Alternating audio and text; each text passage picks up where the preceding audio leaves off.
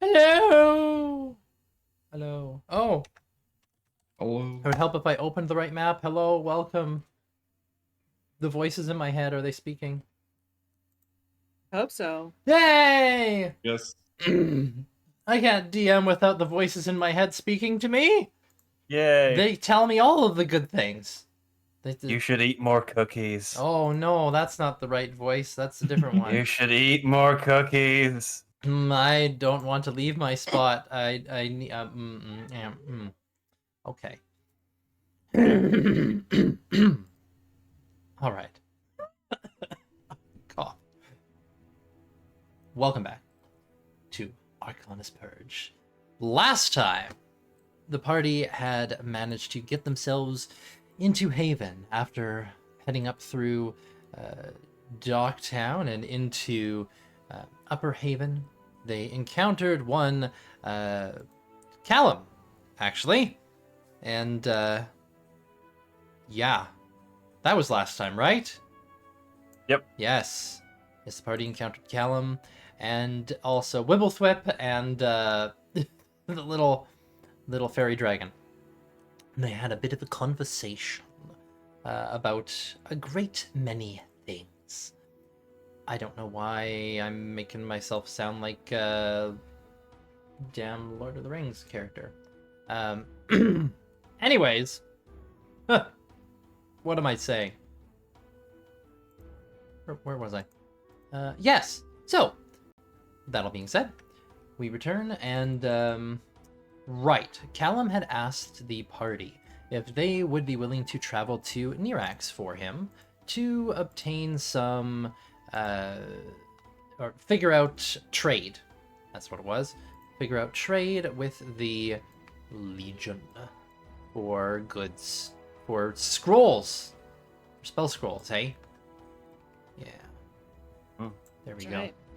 I was just fixing up my map because it was screwed up. There we go. All right. No longer distracted. For spell scrolls. Right. And then he had to depart, leaving the party alone in the library. And that is where we pick back up. Hulda, Art, Yamamoto, Radon, and Brolkin are still within the library itself in Upper Haven, having been left to their own devices in there. A cat having gone scampering off. A fairy dragon still around somewhere, probably turned invisible again. And with that, like Brolkin, you just hear her say, "Well, got some things to take care of, and I'm gonna go back to the ship. But I guess I'll see some of you later." And just awkwardly leaves. She's not here today. Yeah. That's out of character knowledge. And surprise tool that'll help us later. Anyways, you guys are left here in the library with the Dragonborn and each other and some books and no witnesses. Well, except a fairy dragon. Uh-oh. Hello? You guys can hear me, right? Yeah. Yes. Okay, perfect. Yes. For a second, I thought you were saying that into the, like, in character. Hello, you guys can hear me? The last thing that Holly did after saying, like, yes, we'll do this thing, was she wanted to exchange it for, like, having a place in the castle, specifically with access to the library, and then she did an insight check and realized She could just... she can probably just have that just by asking for it. Yeah, probably. It's probably not too difficult. Being someone with a long background in exploitative capitalism, she's very confused. And she's, I just get it? What? I could just have, like, what? Welcome to the anarchist commune of Haven. Wait, wouldn't you just really enjoy that? You just take? It's fine. Oh my gosh, I could take everything. Yeah, just take. No one will stop No. me. No. You just hear a voice from above. I wouldn't take all the books. I think Callum would be real mad. I didn't say that out loud. You did. Not going to. All right. Just looking around, and I'll continue to kind of try to find more relevant history books about history of, the lands and the gods, but not really thinking that hard about it. More just thinking about what is this place that it came to. Yeah. And it's like, and yeah, like looking over these books, like different titles and things, there's many different books that are obviously old. Like there's some stuff in Elvish here, but it's like this is old Elvish. This is like modern elves don't speak and understand this language anymore. Like ancient stuff. So you don't know Elvish anyway, but you probably kind of recognize some things. You're well studied, Mm-hmm. But yeah, there's some dwarvish stuff. It's interesting to see how different like script and writing has changed. The dwarvish stuff is mostly pretty much like, it's pretty similar, almost the same, but with some minor differences.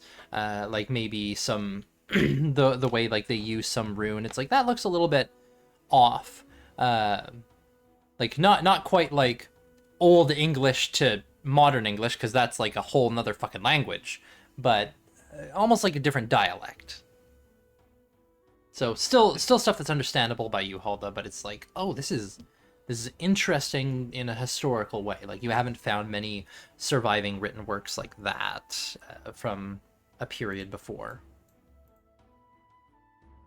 Right. But yeah, just kind of left here in this in this library to your own devices at the moment. What's kind of like everybody's immediate next move, just being here?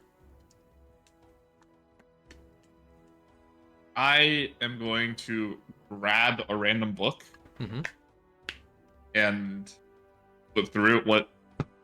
What is it? Flip through a random book? Okay. Yep. You grab a random book and flip through it. What languages do you know? I know Draconic, Elvish, and Common. Okay.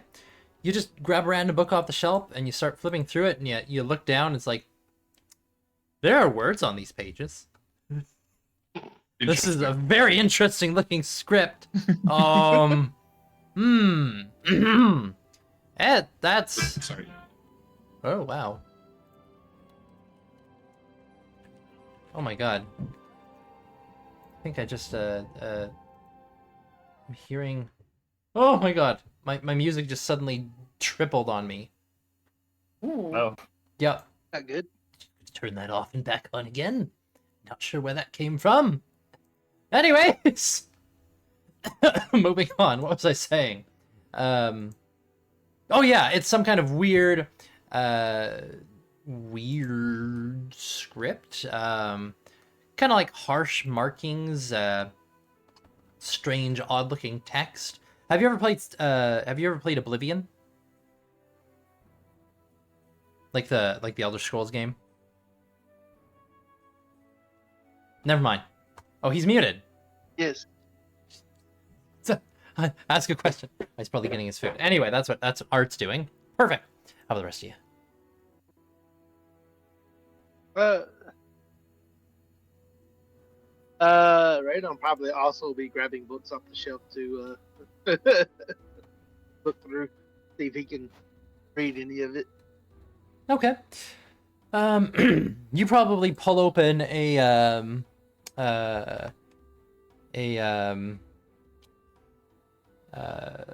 treatise on travels and transportation. Okay. And it's mentioning places that it's like I've never heard of this place before. Like it mentions some town name, and it's like, oh yes, traveling from Briarthorn to Applewood would take 5 days by cart and 3 days if you're taking a ship, and like just this random facts about travel. And then it starts going into the countryside around Bramblethorn is absolutely beautiful around springtime, but come fall it turns into a mire of horrid wasteland. I don't know why it has a narrator voice, but it does,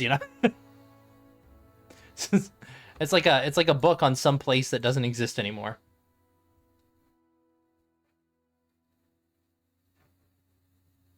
Yep. How about you, Hulda?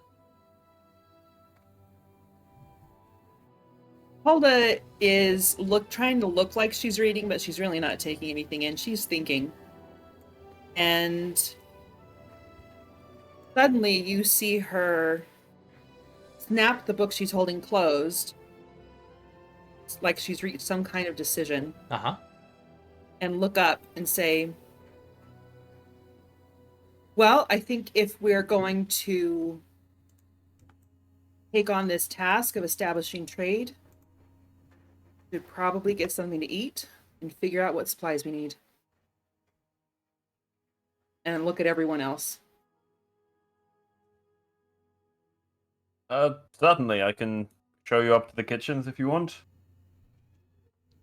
You guys did pass them, Thank and they you. smelled delicious. That sounds great. All right. All right, this way. I'll lead on towards the kitchens. Okay. You head back on up and out. Kind of the Is everyone coming? guards glancing there. Radon, are you going to get food? Yeah. Redon probably is hungry by now. Yeah. You guys were kind of getting a little, like, when you walked by that place where the food was, like, that does smell very good. And then, then it's like, we're just gonna keep going. Okay.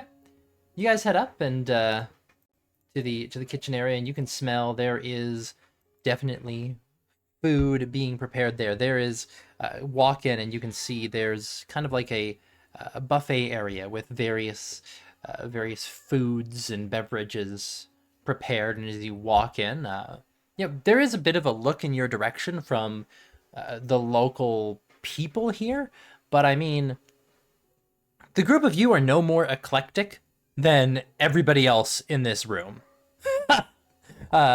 There's quite a collection of individuals in here. There's there's a couple goblins. There's a bunch of humans and halflings, half elves, elves, a lot of like light walker folk. But there's also you spot there's what looks like a very large, like a very big person made out of fungus.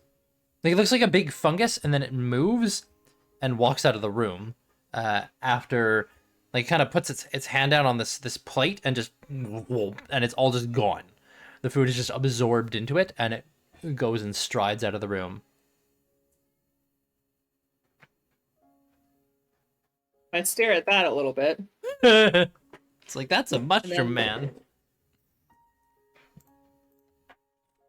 And see if I can find the place, like the counter where the food is served. Yeah. There's like it looks like they keep bringing out food and putting it on, kind of putting it on a like a buffet table and then leaving it. And there's like nobody around taking money. There's nobody around doing anything like that. There's just, there's food there, and people are going up and taking food and then leaving when they're done. Probably just more confused than ever. And leans over. Like, people are like, where do we pay for this?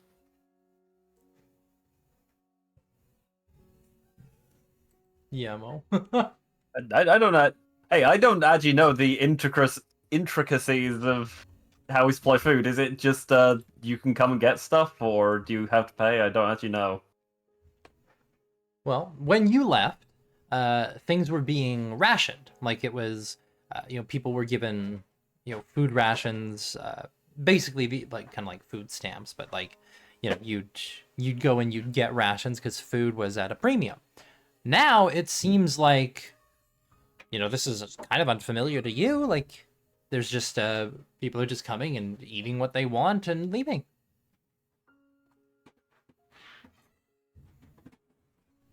I think it's available for taking. I'm not quite sure. Things have changed a little since I was last here, I'll be honest. All right, well, that's the way it's done. Hilda just shrugs and then like makes plate and sits down. All right. No one stops you.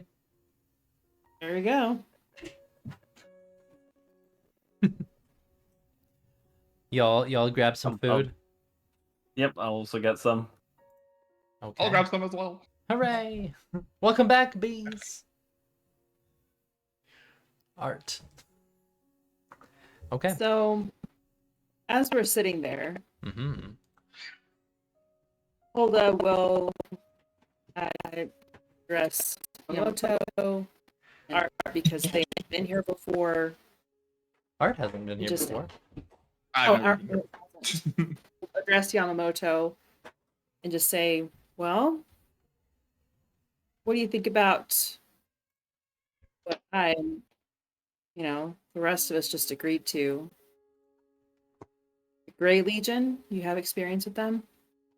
I mean, it sounds fine. You're welcome to do whatever you want. Perfectly Sounds fine. fine. It doesn't sound like a stupid thing to do. Sounds like a doable thing to do. I mean, On a scale of 1 to 10, how would you rate our likelihood of success? scale of 1 to 10, I'm more used to doing things on a scale of 1 to 20. Scale of 1 to 20. How would you rate our likelihood of success? I don't know. I've not ever had to deal with the magical, really, side of things over there so much. I think there's a reasonable chance that it goes fine. Look, in case you hadn't gathered, which you probably have, we've dealt with the Legion a fair amount around here, Right? and Meaning you have especially. yes, a lot of mistakes have been tied to that. That's all I will say. It's not that we can't deal with them, but a lot of mistakes have been the result of dealing with them perhaps unwisely. So, Art what would kind of you say chuckles. is the wise way to deal with the Grey Legion? I'm not saying anything of the sort. I'm simply letting you know that it's best to be careful. To not promise more than you can deliver. How do we even know they're open for negotiation? Exactly. Aren't you guys at war with them? Not really. They are at war with the Durga. We are a neutral space. Haven is a neutral space, not we. But Haven is a neutral space. So. Holly Now- just looks at Yamamoto with like these big eyes and says, Big eyes. "You know so much about what's going on around here. I can see that you've been really important." I'm not really. I mean, I was here for a lot of it, and I was I was there, involved with a Gandalf. lot of it. I was there 3,000 years ago. I was there when the strength of Dragonborn failed. Go on. Exactly. I mean, you have a knowledge of the area, of the people, that it's going to take me years to know as much as you. And I think it's really important to have open lines of communication, and a trade deal sounds like it'd be a real benefit. You think maybe you could see your way to joining us on this expedition? Well, it sounds like I'm sort of going to have to go that way anyway, if that's the direction that Alian is going with the ship.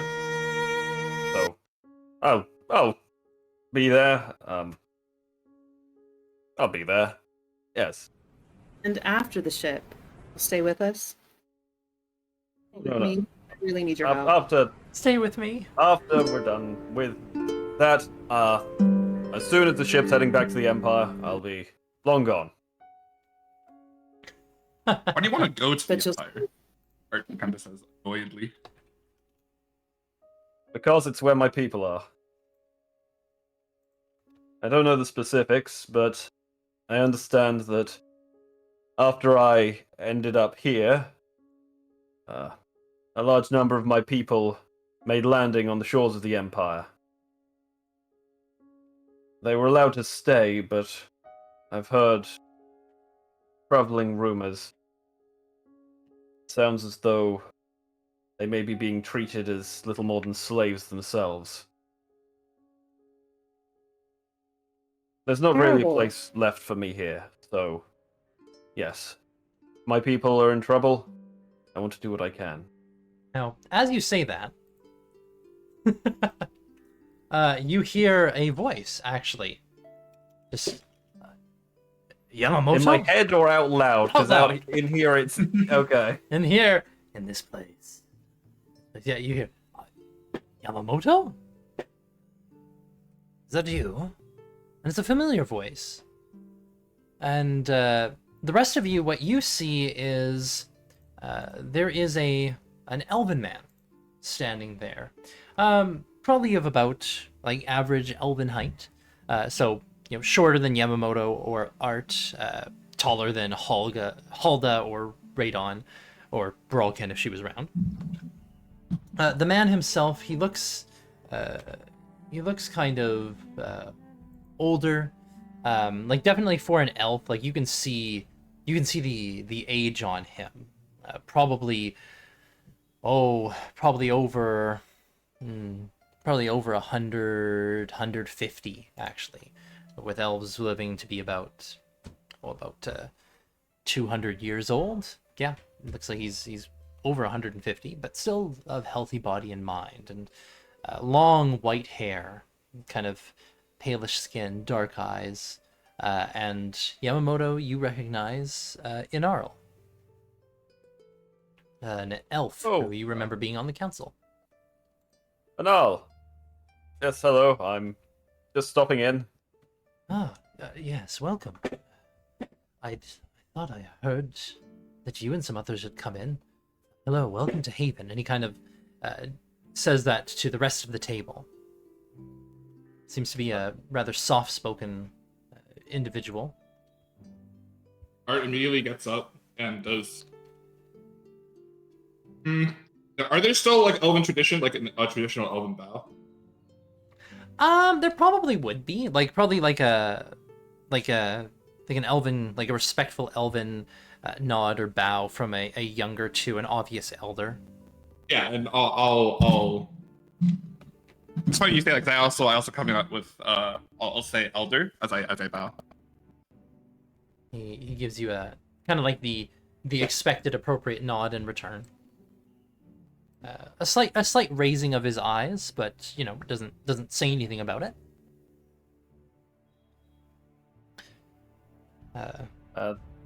Yes, everyone. This is Anal. You are still a member of the council. Sorry, I've yes. still a little getting up to speed with what's going on.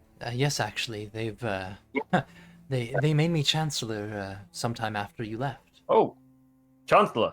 My apologies. I give sort of a bow of my own respect. He kind of gives a slight wave. No need. And you actually see behind him. It looks like there is a human man and a hobgoblin. Both of them look to be fairly well armed and armored, just kind of standing near the door, probably like bodyguards or escorts. And they're kind of positioned in a way where it's not like they're obvious, or he probably doesn't necessarily want them around. From what you remember of him, that's not really his style, but it's most likely he has to. Like somebody's decided that Chancellor needs bodyguards. But anyways, you can see them standing there, and he's like no matter, no bother. After everything that happened, Varys, he did accept the temporary position that was put upon him, but made it very clear that he didn't want to hold that title for long, and, well, the council nominated me, and it was, I didn't ask for it, but it was rather nearly unanimous, actually. So, I am here to serve Haven, and accepted the position begrudgingly. Well, I think Haven's lucky to have someone who will be as dedicated to it as you are. Mm. Holly will stand up and make sure that her hair is looking really good. Of course. And then reach out her hand and introduce herself. It is an honor to meet you. My name is Hulda. The honor is mine, Hulda. Inaural, Silver Spear. Good to meet you. Hulda Gildenzader. Thank you. Kind of gives a nod, and you, young one, looking over at Art. Yes. May I have your name? You haven't given it. Oh, please call me Art. Art. Elder. Elder, but what's his name? His name, Inaural. Inaural Silver Spear. Inaural. Elder Silver Spear. And Inaural is fine. And, who are you, my small friend? Kind of looking over at Radon. Radon! Muted Radon! He check. Oh, he said he'll be right back. Okay. I assume he gives a name. He probably gives a name. He usually does. Yeah. And then just kind of nods, and I wasn't expecting, well, I wasn't sure when or if we'd see you back here again, Yamamoto, but Well, it was sort of unintentional. Got picked up by Aliana. There were Empire ships on her trail. Didn't really feel like is she running alright? into them. So, oh, she's fine. She's fine. Good. Good. Good. How Holly pipes up. You were able to help with that. Just Oh smiles. yes. These three have. Well, I wasn't there for the fight, but I heard from fight? Aliana that there was apparently a bit of a skirmish with the Imperial vessels, but these three apparently are extremely capable. She got into a skirmish with Imperial vessels on the way back. He definitely seems concerned. I think so. I sort of looked to the others for confirmation since I wasn't there. Yes. If you're stop. insight proficient, go ahead and roll it. Oh, but yeah. Anyway, you were saying. Good to know. Okay, cool. But you were saying. In response, anyways. Yeah. I will pipe out. Please put your mind at ease, Elder. They only attacked us before we entered the mist. We are sure they did not follow. That girl, and he kind of shakes his head. Well, thank you for keeping her safe. And what's people's passive? Oh yeah, both of you both have really high passive insight. Yeah.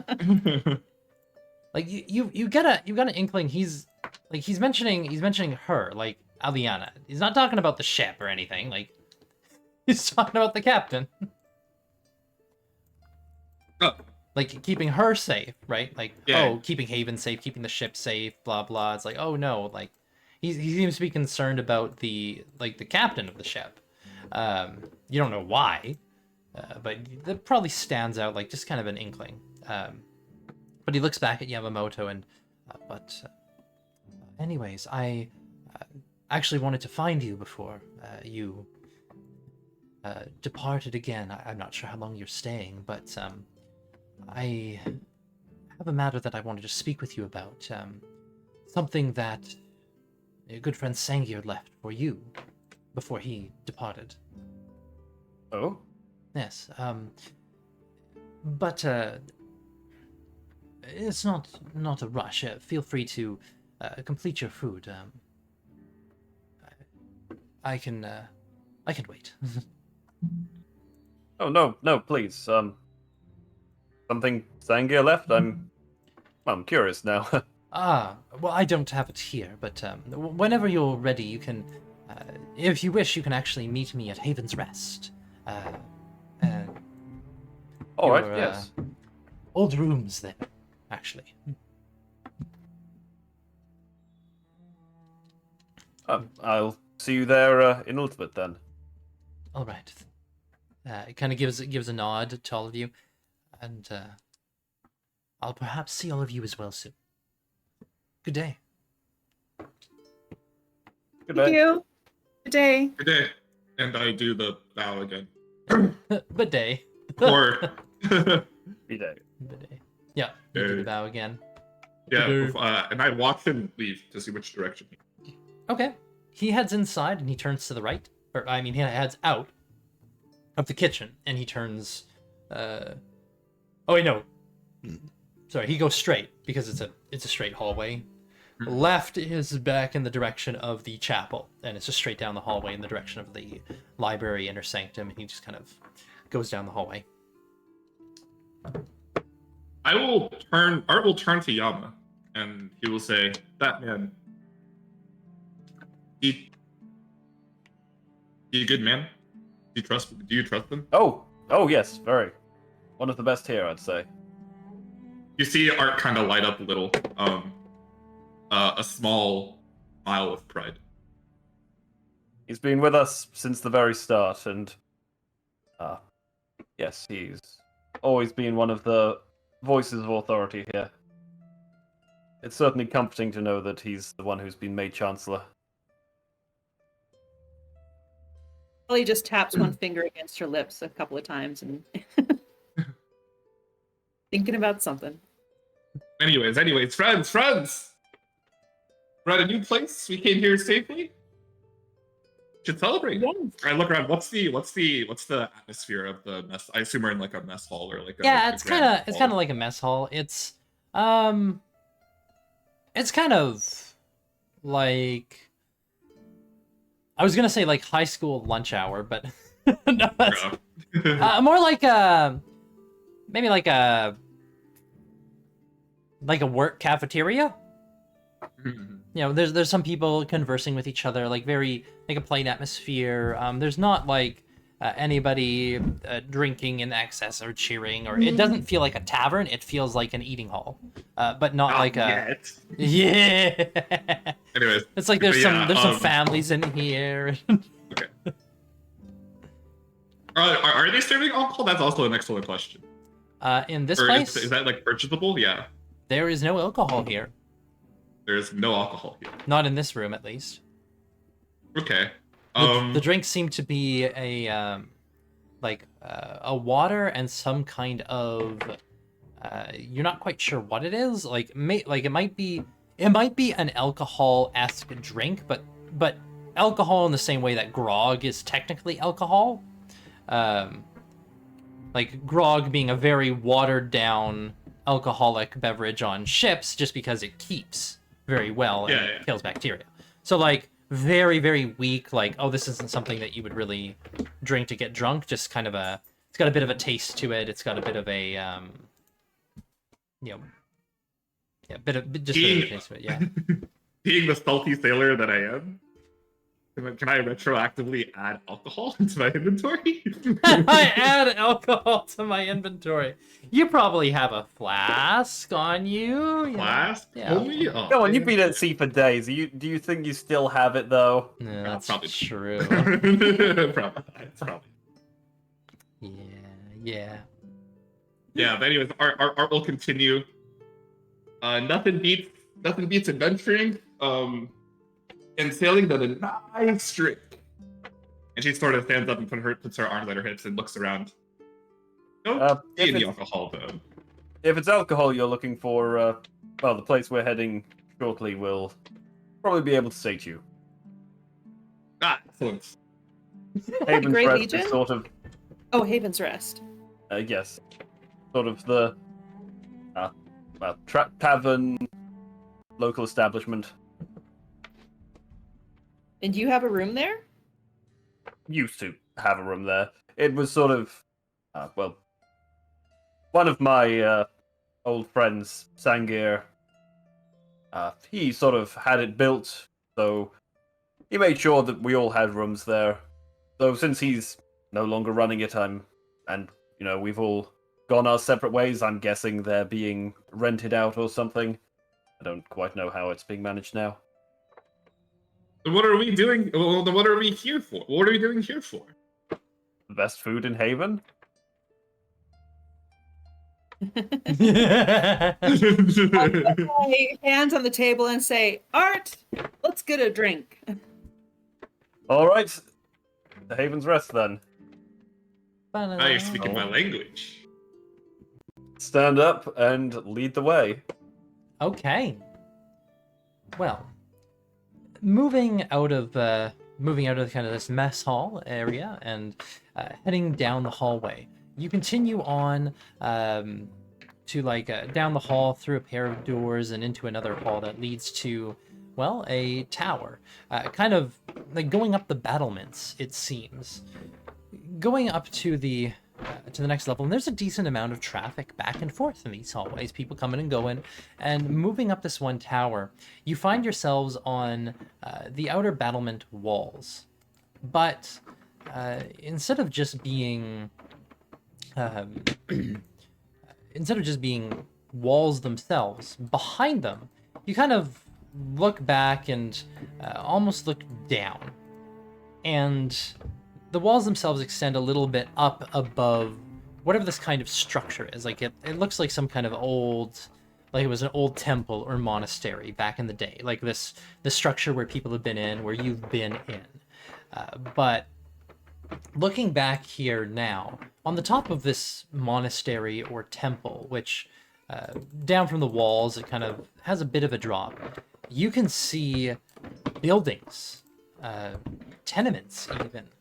Just kind of stretching over this space. Now, you had seen them from the outside looking up, and now you realize that these buildings are kind of built atop of, they're like newer constructions on top of whatever this ancient structure once was. There are some, kind of multi-story buildings, probably no more than 3 stories high, and they're well packed together. You can see a couple streets in this. There's maybe like 50 feet long, or like each of the blocks with stacked multi-story buildings is about 50 feet long. The streets themselves are probably about 10 feet wide, and there are thinner back alleys between the structures. You can see people walking around in here. It seems to be mostly light walkers, like people like you guys from outside. And there's a variety of different lighting sources in the area, torches and lanterns. There might be some magical, but mostly like non-magical light sources just in this area. You've come here to what Yamamoto would remember to be the Haven Stacks. Just these buildings on top. Nothing. Yes. Docktown is down below. I thought I'd misremembered the name of the tavern, but no, you're talking about the area. Yes. No. Yeah. Before we enter, can we hear the livelihood inside, like the liveliness from outside? It's not really an outside-inside kind of thing. It's just there's like you're outside right now, and it's kind of like you're up on top of the walls, and behind the walls, and like off the edge of the wall, there's like actually ramps coming over the edge of the walls and to stairs going down about, maybe like 15 feet to where this is, and then they kind of tower up above. It's kind of like if you had some kind of old sturdy, very large building, kind of like a castle with a keep or like a roof garden on it, but instead of a roof garden, like buildings have been built on top of that now. Okay, so I'm picturing something like a mountain fortress kind of. Yeah, like you're kind of standing on like a mountain fortress, and the walls are up around, and then towering above those are these other buildings rising up. None of them are as tall as the furthest southwestern tower, which is even above those, like even above the highest one of these buildings. But it is pretty lively in here, or down there. You can hear people talking, chattering, kind of going back and forth as they ply wares and trade. You can hear sounds of... Wait. You can hear some sounds of maybe maybe someone's doing some basic smithing. There are some fires burning. You can hear people hawking wares, like you see somebody who's probably like selling street food.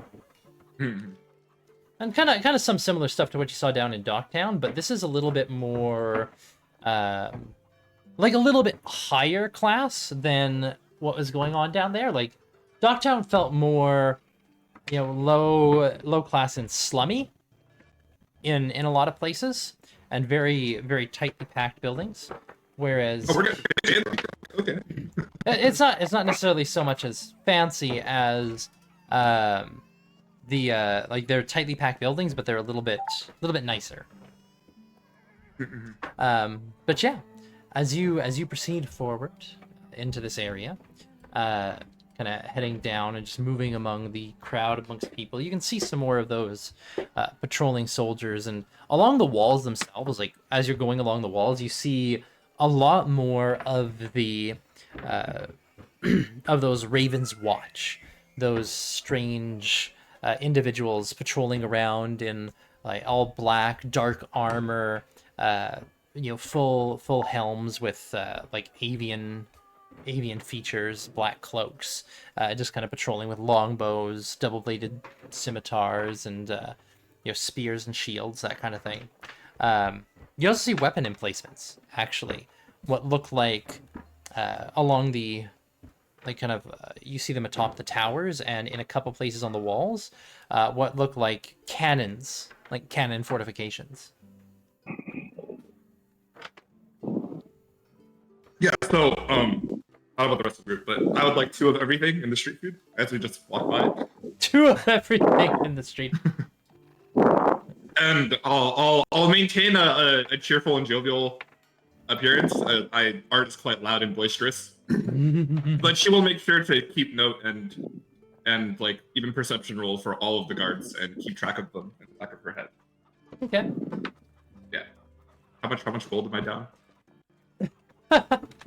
It's more like how many coppers are you down, because it's street. Okay, perfect. It's street food. Perfect. You're probably like, when all is said and done, is you're like, I'm gonna have one of these and one of these and one of these and one of these and then these. It'll probably like take maybe 2 or 3 silver on the way down. Okay. No problem. I'll join you in that. I'm here to experience everything. Yeah. There's probably like meat pies, like small like hand-sized meat pies for a single person. You find like there's a goblin vendor selling meat on a stick. Ooh, perfect. Don't even ask questions. Yeah, don't ask questions. Pay no heed to the. Can I attempt to give Hulda one of the most disgusting things I could find? Right on. I think wind's hitting your mic something fierce there. Oh yeah. Or you're breathing real heavy. Can you hear me better? Oh yeah, there you are. Okay. I haven't heard sorry. anything from you in like 20 minutes. Oh yeah, well I was muted up until a few minutes ago. I had to go deal with the dog who decided to not stop whining for like the last 45 minutes Oh, amazing. because he wanted a treat. You wanted a treat. Here's a Aw. treat. He's an attention whore. No, That's what we call Pay him. He's an attention to attention him. whore. No, I get it. My sister's dog. No. You don't understand. Your I can sister's the spend same? 18 hours a day petting sister's him, dog. and it's still not enough. Oh, your sister's dog. Yeah. You cut out after you said your sister, and all I heard was my sister's the same way. Ooh. Oh man. I mean, no, I'm kidding. I mean. No, I'm Wonderful. kidding. Wonderful. You're trying to find the most disgusting thing to give to Hulda? Yeah. Like cockroaches, or that's not even that disgusting. Oh, Holly will smile and eat all of it. She's like, "This is great. I love trying new things." You Raise cannot- my eyebrow, like, okay, all right. Holly will ask, "Do you have anything spicy?" Probably at a goblin vendor. Yeah.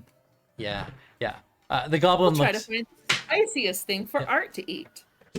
You want something Oh, I spicy? take it. I love spicy. You want spicy? Oh, I got spicy. Yes, You want please. spicy? You ever had Grexum? There's one thing I love. It's spicy. It's spicy foods and alcohol. And ooh, do they go together? You want Grexum? Yes, please. Okay. Now, Yamo, do you remember what Grexum is? I remember Grexum. Excellent. Very good. Okay. Oh, is this the thing No, where don't- Goblin I'm- offers you something? Don't take it. I'm going to issue no warning. Excellent. Very good.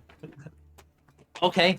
You can see he kind of like... But you know, if I remember correctly, I'm gonna get some too.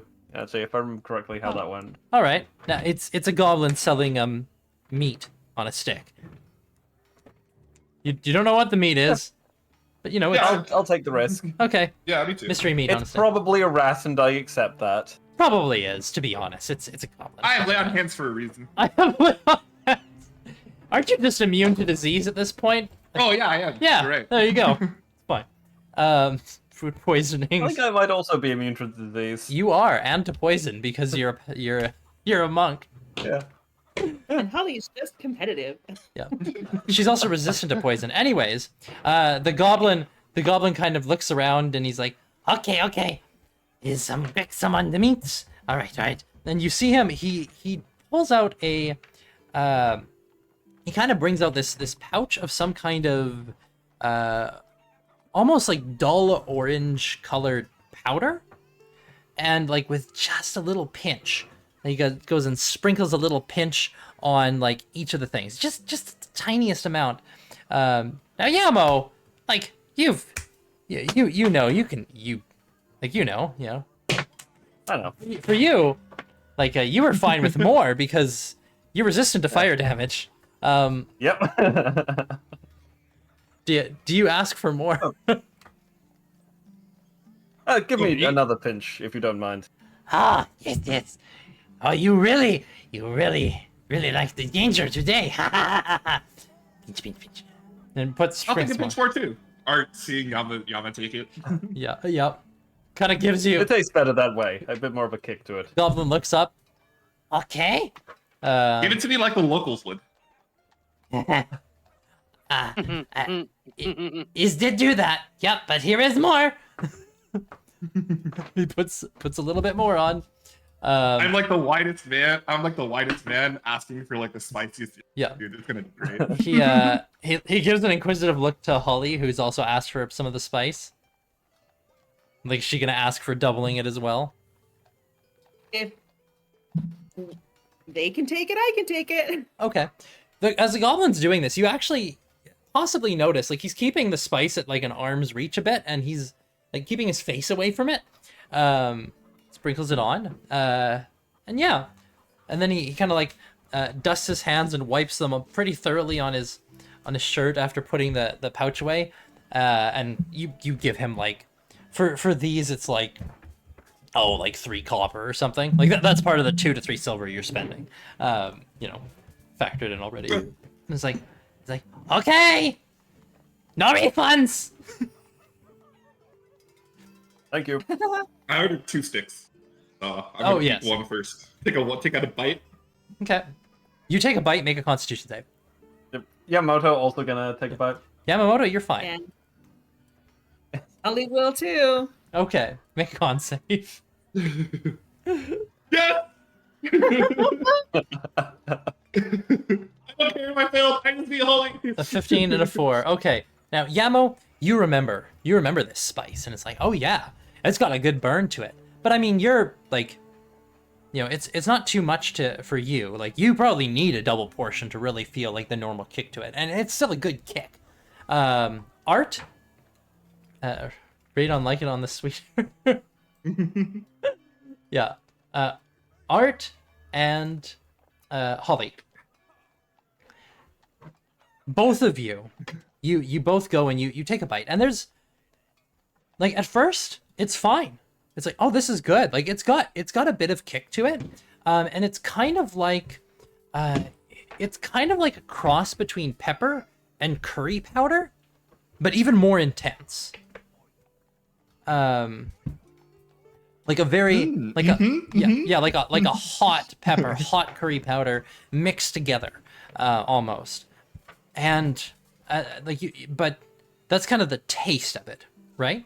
And nothing's happening at first, and you're kind of taking bites. And how quickly are you each wolfing yours down?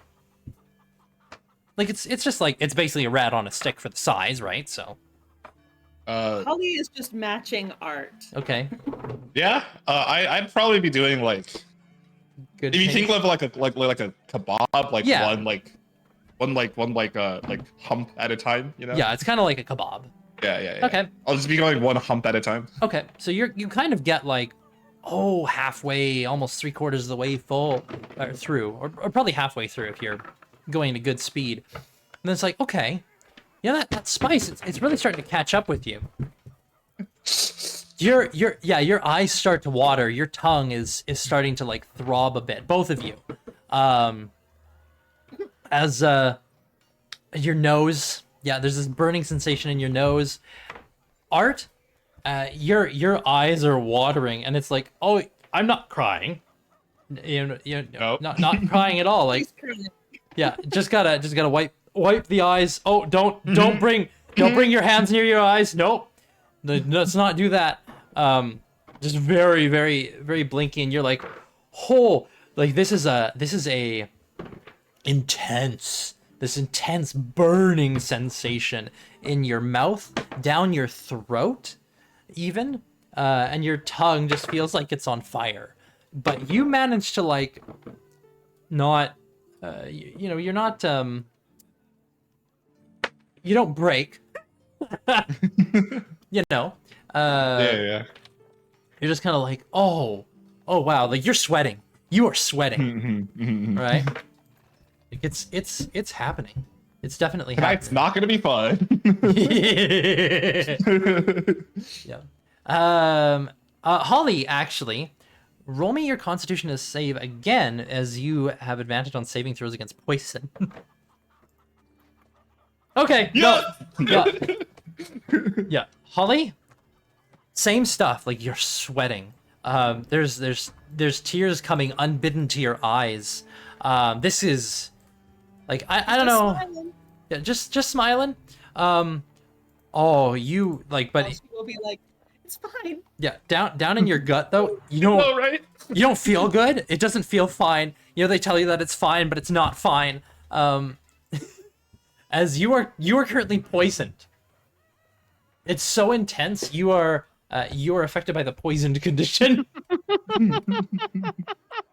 It's really delicious. It's really I know, right? That's the stuff. I'm crying at how delicious it is. I've forgotten how good the food was here. Yeah, meanwhile, both of you looking Right at on, dude. Yamo, and there's nothing. Like, it's... You know what? I take it back. The cafeteria doesn't have the best food. It's You get so that up good. there. Yama, do you? I just my eyes are bigger than my stomach, man. Do you, Are you sure? I mean, you got them both for yourself. yeah, no, I'm okay. Holy.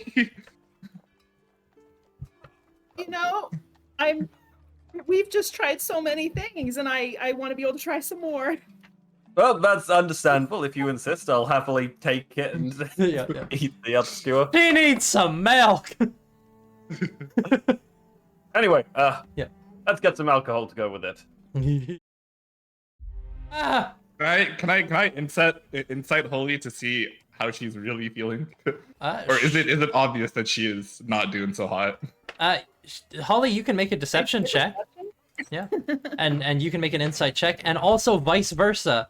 Art, like how well Okay, you're okay. trying to hide. Because the thing is, Art, you've passed the con save, but this is still like, it's still much bad. I mean, correct me if I'm wrong. Wouldn't Holly have disadvantage on the deception and insight? Yes, because she of would. poison? Well, it's fine. After seeing this, I'll just put I'll put an arm around her shoulder, and I'll use 5 of my lay on hand to Okay. cure Ah. her. Yeah, cure the poisoned. Yeah. You admit it, but it's so obvious. I'm not gonna say anything either. Yeah. I'm gonna play it cool. Holly, you we feel we are in this together. the sickening feeling in your stomach abates, but everything is still so hot. It's still burning. Like it's like it's now manageable. Just like Art, you and Art are in the same place. It's manageable, but the burning's not going away, and you don't know when it'll stop. She maybe drops behind them a little bit and starts like just pulling out her shirt and like pulling it, trying to fan herself. White bread tongue. Oh yeah, trying to fan herself. It's like, oh, it's really hot in here. Whew. Whew. It's like, what's the climate in this area? Is it tropical, temperate? Anyways, you continue on and you find yourselves fairly soon at, well, Haven's Rest. Outside the what it looks like almost like another building at first, except for the lower floor you can see there's light peering through the lower windows, and you can hear you can kind of hear people inside. There's general it's kind of a general din of conversation and stuff like that, maybe a little bit of music inside as you come upon Haven's Rest. You can see that there is a outside the sign looks like a there's just a pillow like on the signpost kind of over the door. It's a pillow with an ale mug laying in the pillow. That's what's depicted on the signpost. And you head inside to a quaint little tavern. In this place, it seems to be a local popular tavern and perhaps even an inn. There's a dwarven bartender behind the bar and a rather nice-looking musket, kind of, or not musket, a nice-looking blunderbuss hanging up kind of above his head behind him. Like mounted up on the wall behind the bar. And you can see there's a number of drinks and like a kind of arrayed on the walls, and you see the man and can kind of hear him just taking different orders as people are coming up, and he's serving drinks from different places. You can see there's a like a room leading to the back, and there are some smells, like good smells coming from the back. There's also Holly and Art. The two of you you can't smell anything right now, actually. Like there ain't nothing there right now. You burned your sinuses a little bit, that hasn't gone away yet. It's like, oh man, that's harsh. It's painful. You can't quite smell too much except for that Grexum, that spice. That's all you can smell right now. Radon and Yamo, you can smell what's like some kind of cooking meat, probably like some kind of stew, perhaps. As this place is serving, like this place also serves food. The bartender, what you see, Holly, perhaps to your comfort, coins are being exchanged here. Finally, some free market. Capitalism, yes. Her eyes just turned into coins. Her eyes turned to coins. But yeah, they're kind of exchanging coins, as people are placing orders, and it seems to be one where people come up to the bar to get their drinks and then they go back to their own seats. There doesn't look to be like a bartender, or not a bartender. It doesn't seem to be like a barmaster, barmaid walking around to like take orders or serve tables. It seems to mostly be that one guy behind the bar. And yeah, you've entered into this place. It's pretty busy and no one bothers to look your way. Yeah, you're just in a nice, like, hey, this is a tavern, and it kind of feels like a dwarven tavern to you, Hulda. It's like, well, run by a dwarven proprietor, evidently. It's kind of homey to you. Oh, nice. I'd like to instantly go up to the bar. Yep. There's the barmaid or whoever. There's the bartender. And I say, how much for a drink? He's like, oh, there, looking for a drink. Sure, what you fancy? We got some wines from near Axonshire. So we got some local brew ales. There's something out here from a myself, we got some moonshine that they've been making out around Docktown. We got And he starts listing off like different drinks. Some a little bit more fancy. Some like, that's that's like alcohol, like just straight up. I just give him a wry smile and say, "Ooh, I'm here for a fun time, not a long time." all right then, friend. Let's see. A couple silvers can give you something that'll knock you right out. Sounds good to me. And I throw down 3 gold. Okay. I keep them coming all night. He's like, Starting in early, are you, miss? All right then. He just looks panicked. Holly looks back. As Art takes something, and it's got a smell to it. You drink this, and you're probably gonna start forgetting quick about how everything else is burning. Oh yeah. Oh yeah, drown my sorrows. How about Well? the others of you here? Yeah, Actually, can I ask for two cups? sure. Yeah. I'll give you a couple cups. Yep. Actually, a couple. Yeah, I'll pay for everyone. Actually. Oh, you just pay for everybody. Okay. Holly, I have them all Radon, out. and Nice. oh yeah. Oh no. Oh, you just got the strongest drink here, and then you're handing it out to the party. Oh yeah. All right. Radon, Holly, you're past something that is that fizzing? It smells strong. Everyone, hey. Hey. Haven. Hey. There's kind of like a half-hearted cheer from people. She downs it. Okay. Goodbye, down it. All right. Yep. You just Radon will start drinking it. he's like, I'm gonna be a little bit more He's into it. ease into it a little bit more. He's an alchemist. This sucker doesn't let me drink. So. He's also what, like 4'2"? Yeah. Exactly. Doesn't matter how good his constitution is, he ain't got the size. Like Holly and But Art, he's gonna be- those two, they got the body mass.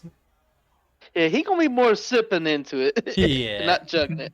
Well, Yeah, I most should is say gonna take it Holly is slowly on as well. for whatever Art does. Holly's doing whatever Art does. Okay. After One. I doubt it, I kind of bang the thing against my chest. I Yeah.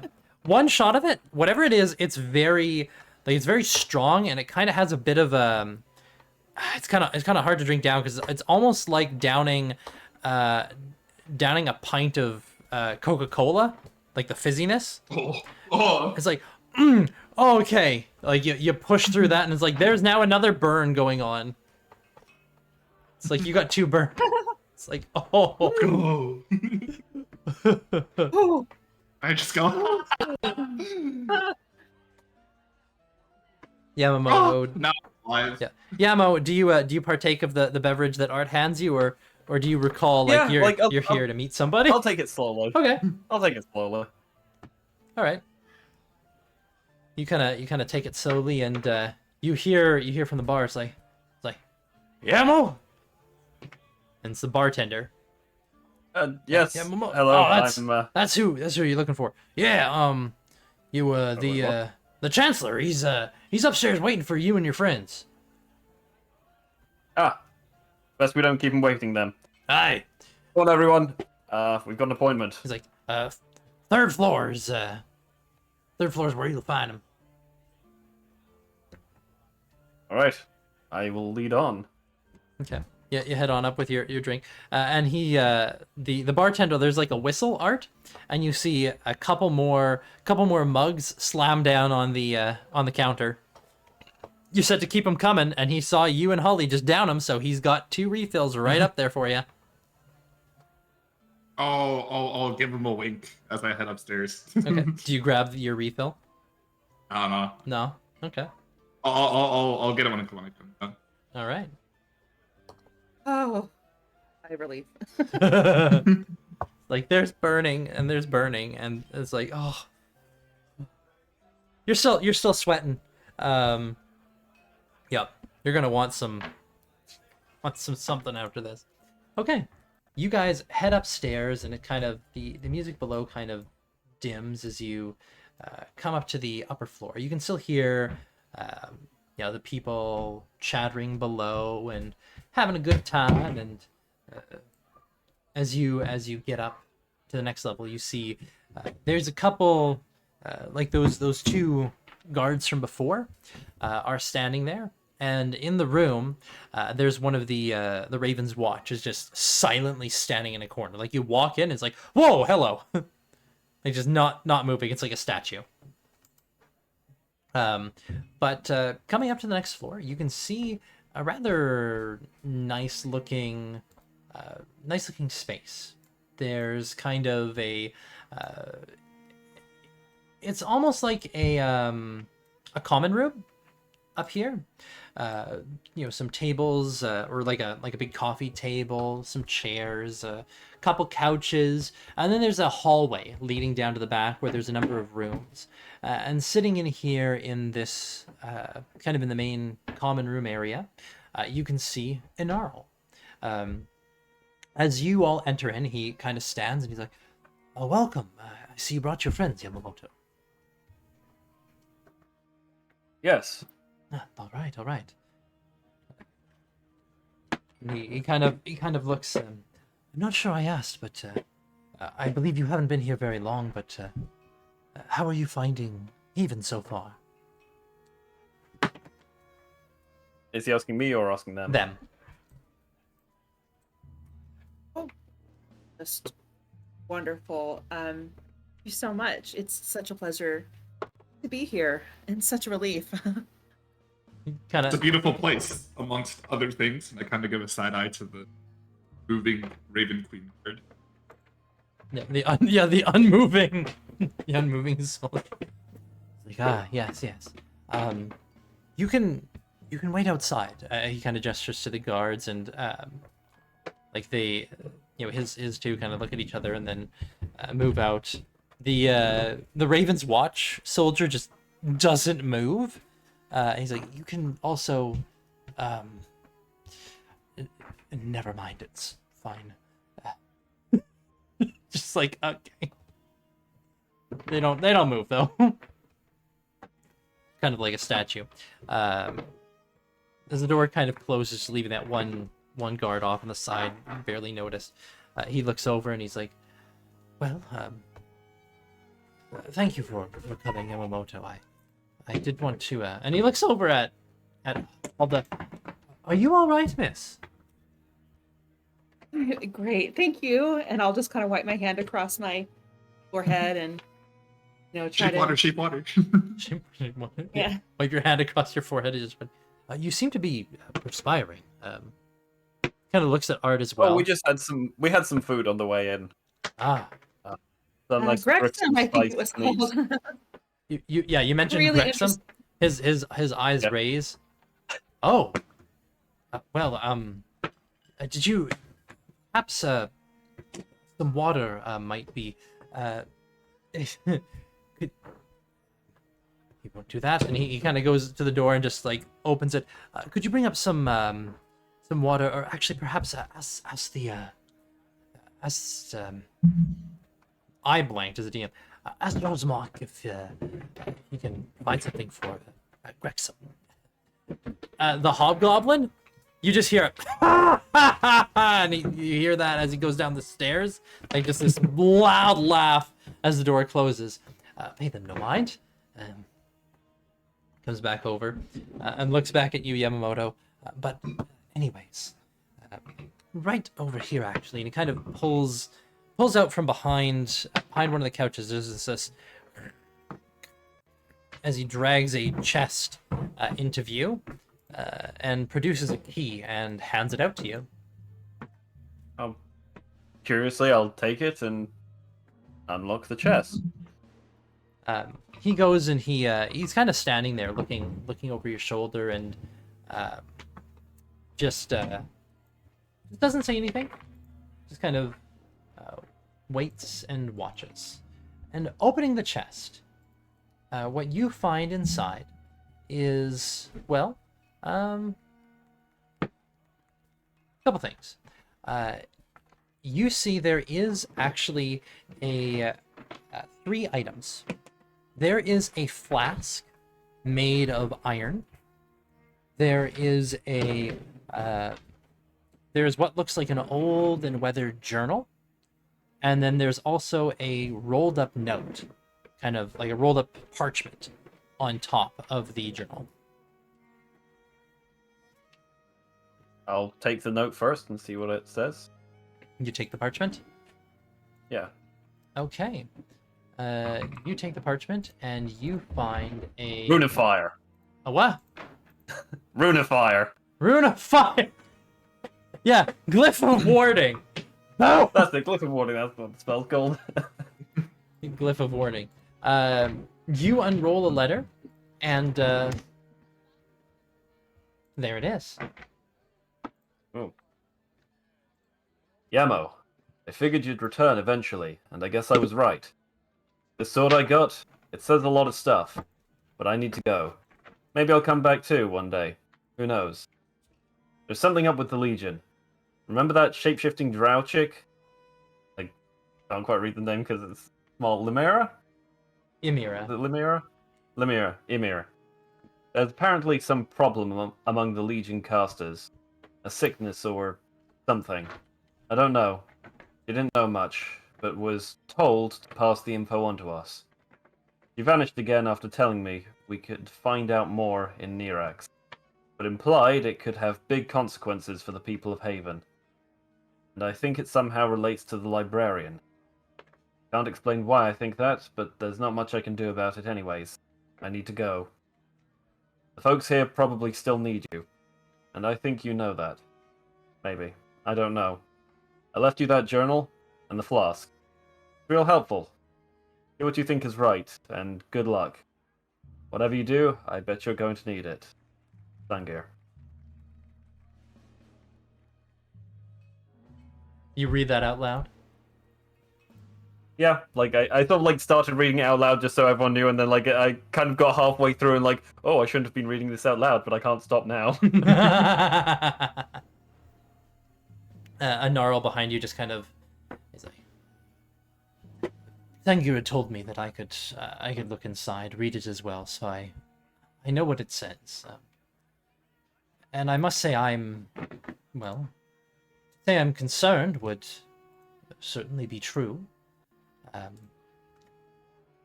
With our... When it says the librarian, would I know if it's like, is he referring to Callum there, or No, he's referring to that other thing that you know about. Right, just Yes. checking.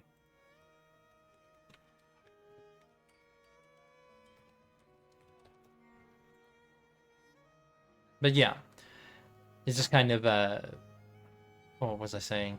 Oh yeah, it's like I don't know what he's talking about. I don't know what he could be referring to, but mentioning something about Haven being in danger. My position as Chancellor, our position here in Haven, we're obviously in a bit of a truce situation, but obviously Sengir, he trusts you, and I will say I do as well. And I know you've kind of withdrawn from the duties that you once had here, and the fact is perhaps that's for the best, as you're not affiliated with the Haven and in any official capacity. A group of independent individuals, at least some powerful ones, well, they can look into things that, frankly, I cannot. I suppose I'm asking for your help in discovering what he's talking about here, what she's talking about here. If you're willing, of course. I know you may have had some concerns when you left, but he's right. People here, I don't know if need is the right term, but could use your assistance. And the assistance of your new friends here, perhaps. I don't want to speak for... I'm sure you don't want to speak for anyone, but kind of fall silent after that as, everyone heard the note. Last time I tried to help Haven, I ended up causing a lot of trouble. Well, the last time you tried to help Haven, you were operating in an official capacity as a general. You can't exactly give away Haven anymore now, can you? Like he can sort of tell that it's meant to be like a joke, but he doesn't laugh at all. Yeah, and it's kind of a like it. On the one hand, like it's almost like Inarl, and he doesn't usually joke, so it's kind of like someone who's trying to do something they don't normally do, like make light of something, to someone who doesn't make light of things. So it's two people who don't make light of things, you know. Kind of that awkward bit of interaction, but what he says is true in that you don't have the ability to do that, you know. It's true. I take the Yama, journal and just Elder? like look at it to remind myself what's in it. Yama Elder, if I may speak. Of course. You don't need our permission. I look at Elder Silverspear. Yeah, the Inarl, it is as he says. Yama, it might be out of my place to say this, and I know you want to help your family. I do. There are so many people I want to help that are trapped in the clutches of the Empire. But please hear me out from the bottom of my heart that I tell you that one person's efforts is not nearly enough. Now, I happen to be connected to, like I said before, a resistance group, and we can help. And I want to help as well. But I'm currently I'm currently here because there's something that needs to be done here. And quite honestly, without you, I don't see how any of this is going to work. So I'll make a deal with you. If you help me finish what I need to help, if you help me finish what I need to help, the words. If you help me finish with whatever I need to do here, I promise you I will spare no effort, no resource in helping you and your clan.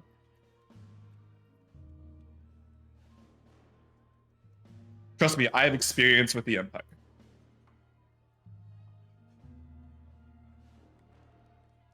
Probably more so than anyone here. I was really hoping I could talk to Amira before we left. Radon hearing art. Probably more experience than anyone here in the Empire. Radon.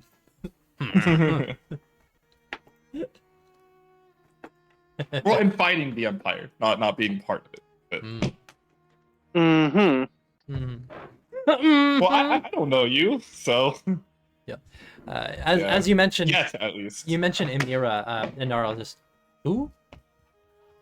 That's one thing, actually, that kind of came to mind. I don't know who this Amira is, that it mentions. She's a contact we made in Docktown back when... during the siege. Ah.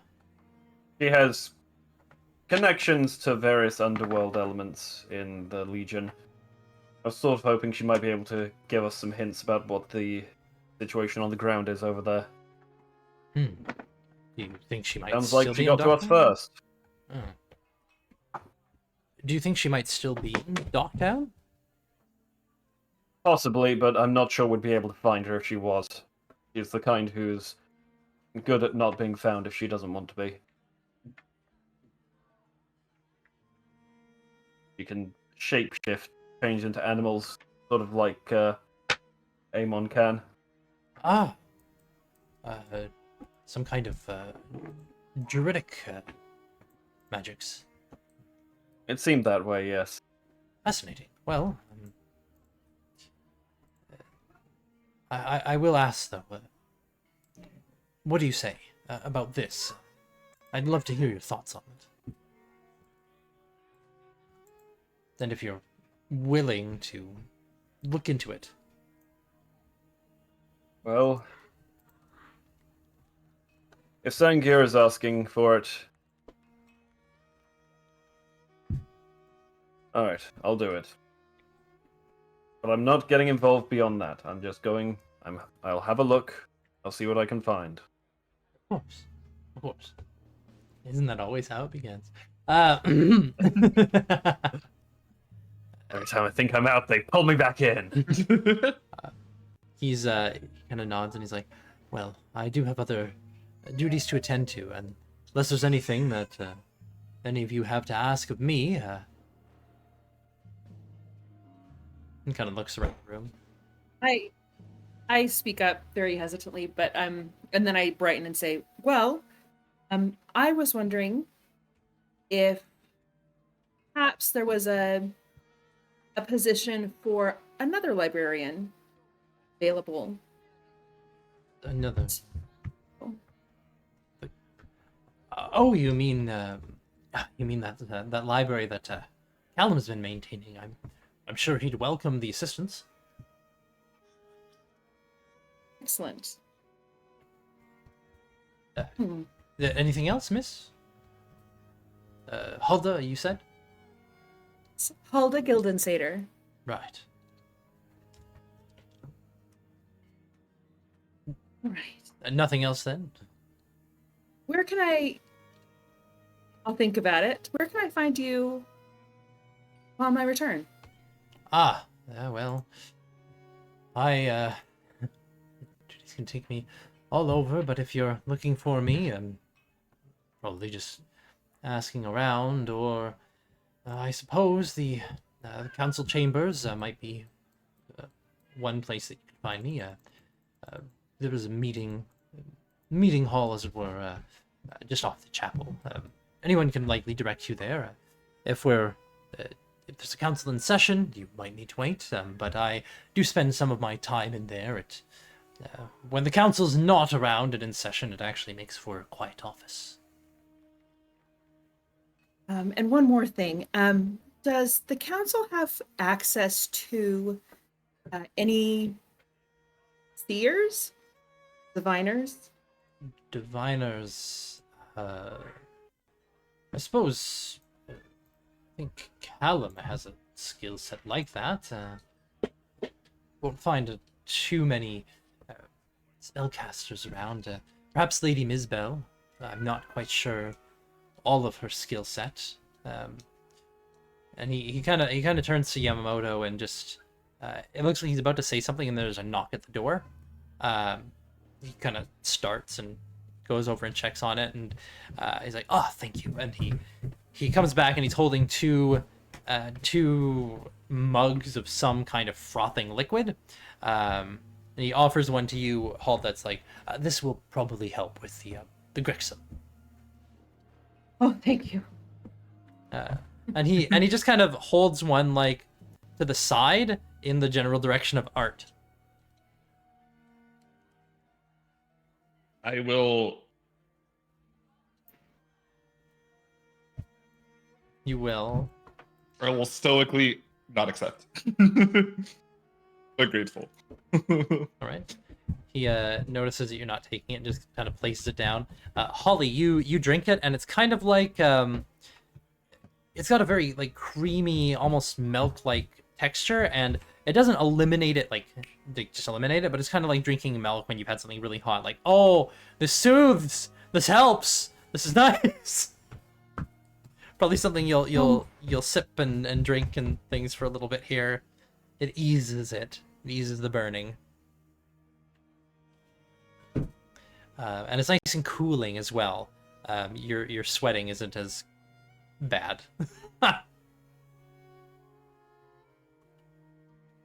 Thank you so much. Of course.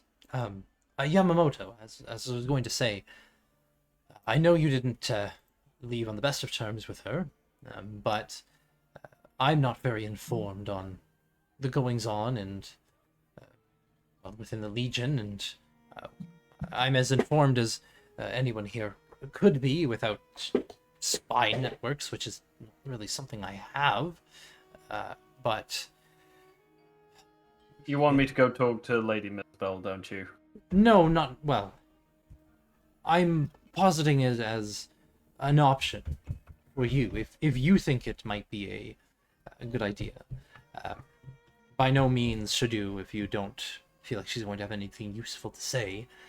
Just bringing it as a source of possible information, but one that I would be wary about. I don't trust that one, but I know she... Neither do I. Yes, but I know her interests are definitely counter to the Legion, and if she has some detail on them that's, well, that gives an upper hand, I might be willing to share it. But I'll leave that completely to your discretion. And he kind I'll of think on it. He kind of gives a nod to everyone and wish you well, and I will see you around. And he goes to depart. All right.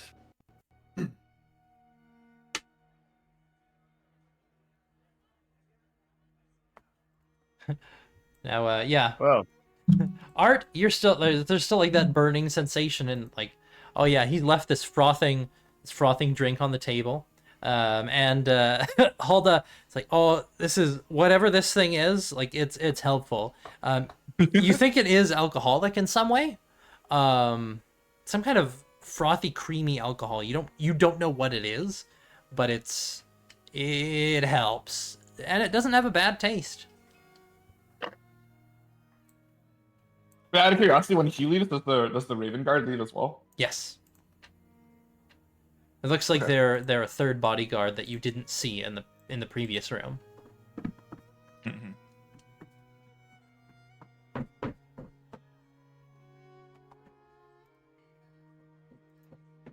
Sickness among the Legion casters? what it says. And where is Nerak? It's one of the Legion's islands. I can't remember. Is that the capital or is that the other one that we went to a lot? That's the other one that you went to a lot. Yeah. It's sort of one of their main ports. We've been there a few times.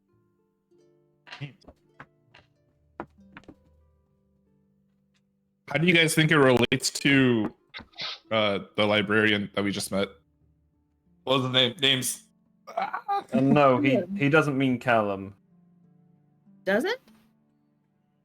No. Is there another librarian?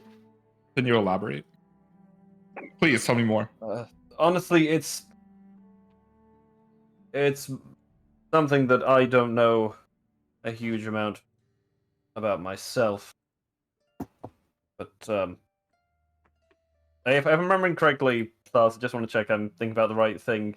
This was actually when Yama was off the ship, and it's the one that the others encountered while he was away. Am I thinking of the right one? No one ever encountered it. Like they just saw things about it. The others, like They described. I think yeah. Librarian, yeah, the others described it.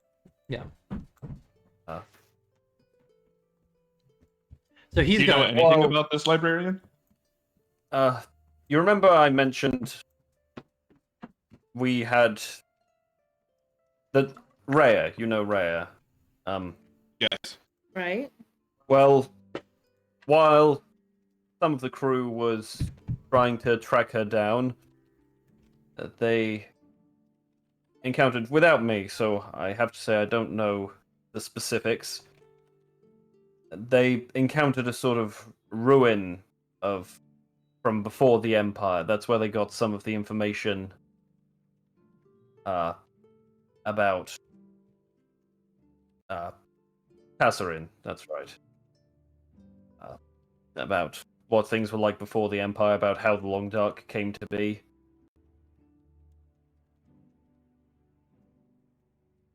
Go on. I know I'm getting my things mixed up. That's right, the librarian. That's right, I remember. It definitely came back to me in 5 lines. As I was saying, no, that was something else. No. There was something else. I won't get into that one. No, that's another story. Filing that for later. Too many stories. A lot of things have happened here. it's difficult to keep it all in order. No, that's what this journal is for, that's right. This journal is a record of memories, but not in the normal way that a journal is a book of someone's memories. It allows you to revisit a person's memories, explore them like they're a real world. And a lot of those memories, so far as we could tell, are from Tassarin, the god who seems to be a sister of the Raven Queen. It's in that we saw this figure called the Librarian.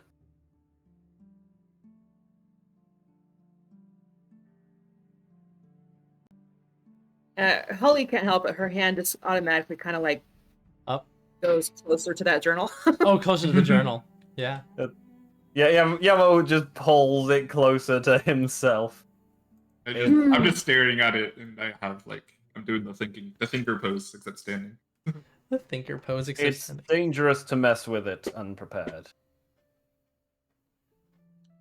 Though, under the circumstances, taking a look at it might be helpful.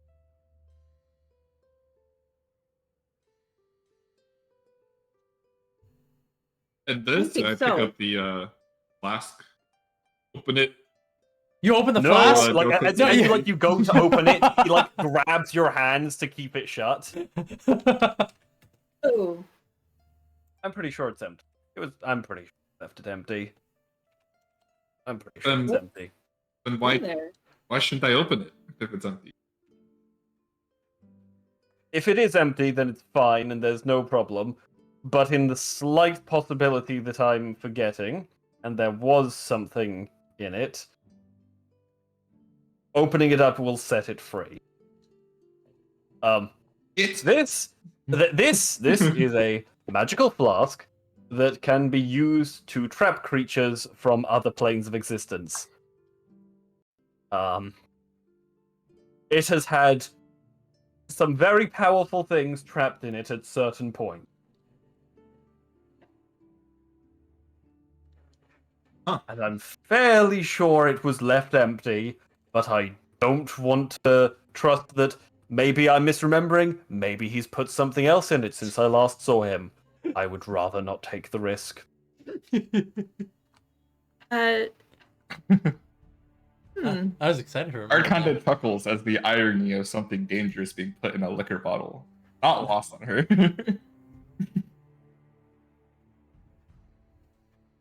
Can it only store one thing at a time? I believe so, yes. That if you, well, in order to put something in, you need to open it, and opening it lets out the thing that's in there. You can control the thing that you release, so it can be useful for. I think I'm trying to remember exactly which order it was. I think we once set a powerful undead on another powerful undead, or was it was it a demon we set on the undead? I can't quite remember the order that worked in. It was an eldritch horror from beyond the stars. Yeah, that's right. That's right. It was the weird nightmare thing from the unreal world that we set on the undead. So the flask allows you to control? For a limited time, as I understand it, yes. But only you have to have captured a creature on a different plane to its home plane. I don't fully understand it. It's not really Familiar my. with that process a little bit? Interesting.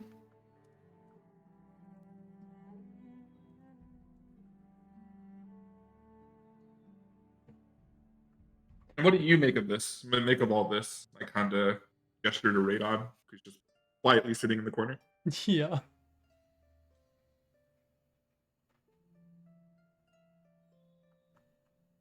In Radon. fact, I can't help but realize that in our entire trip,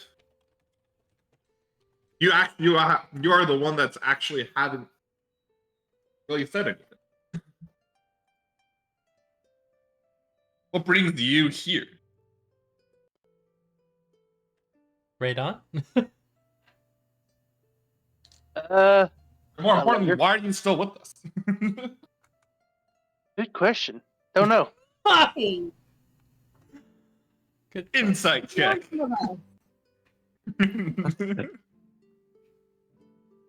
Insight check. I squint at him real good.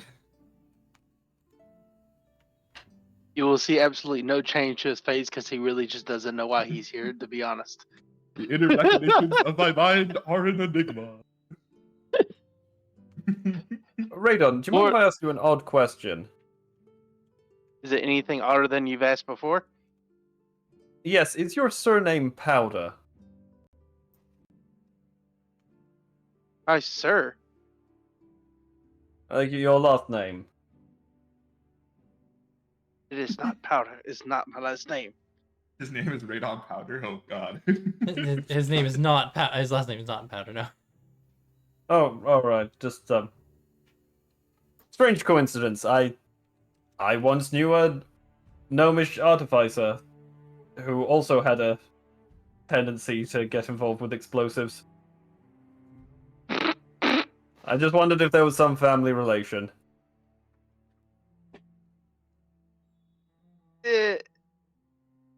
Radon will look at you and say, I do have a cousin named Argon who is an artificer. No, not Argon. Flynn. Okay. No, I don't know of Flynn. I suppose. You will just know a my coincidence family. then. We all have noble names. Hey. Noble names. Doesn't that mean there's only like 7 names in your family? Yep. Family reunions must get very confusing. For that, it's just the second, the third, and the fourth. And just I mean, goes down. gnomes tend to have like probably a good dozen names in gnomish culture, so yeah. Probably not so confusing You to have gnomes. your name and then a title. And then your other name, and then like your family. Oh, so then what's your name and title? The clumsy. The clumsy? The clumsy. That's Radon not the- something I want. That's not a title I want to hear assigned to someone messing around with explosives. That's what my dad said too. My dad said too. Oh man, I love that. I kind of have like the Iron Man like roll eyes at like Peter Quill when like he's like, you know what I mean? Where it's like it's Tom Holland and Iron Man, and they're Talking just about, like, huh? you're from Earth, you idiot. Yeah, that one, and they're just like Oklahoma. staring off I'm into from the distance. Yeah. Yeah, I was like that. I'm fine to picture.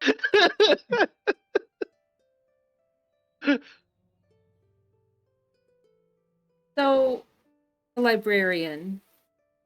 Is it the journal?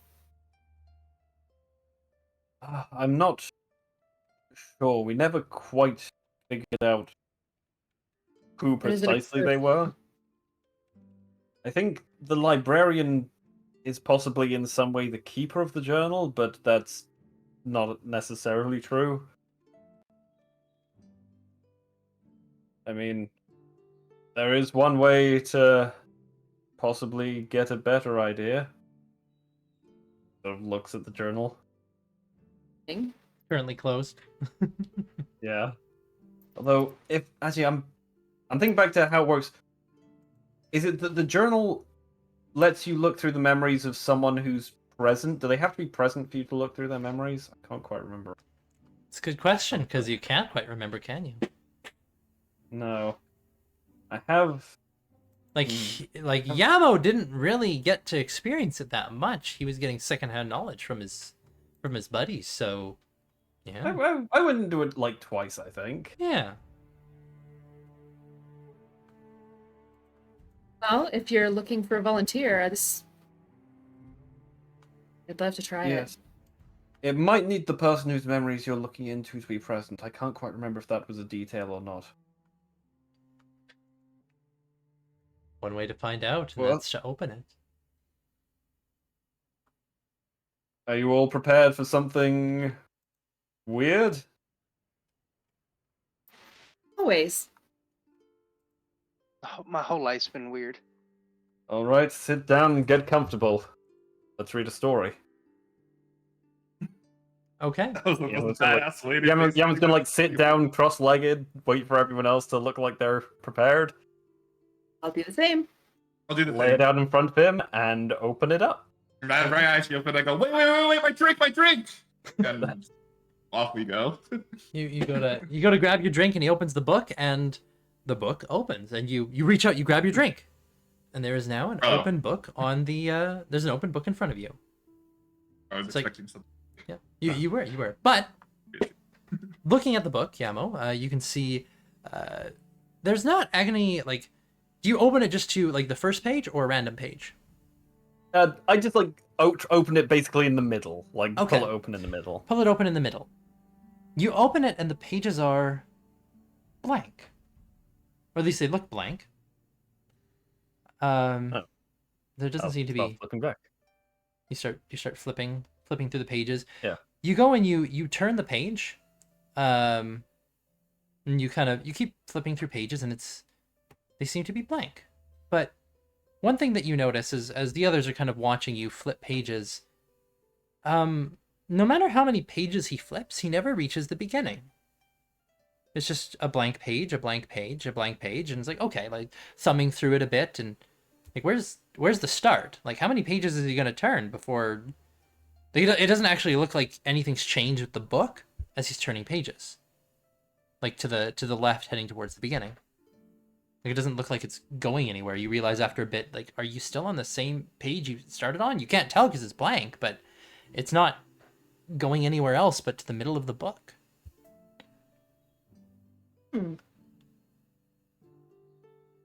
All right. Is that normal?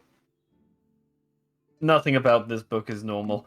I'm gonna close it and open it on the first page. Okay. You go and you close the book and you open it. Like you open it to the first page. And you kind of blink and you're in the middle again. But there's a dot right in the center of the page on the right. Just a single small black dot, like an ink blot. That it? I look at it and like try and focus on it. Okay. It's there. Now you guys are all here. It's like the book has definitely been doing like it's acting weird, right? Like you wouldn't expect a book to do what it's doing, but it's blank. There is an ink blot right in the middle of the page. Did it just get bigger? No. Maybe?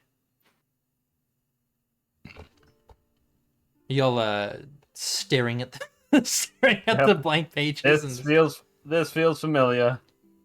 I think it's doing its thing. Okay.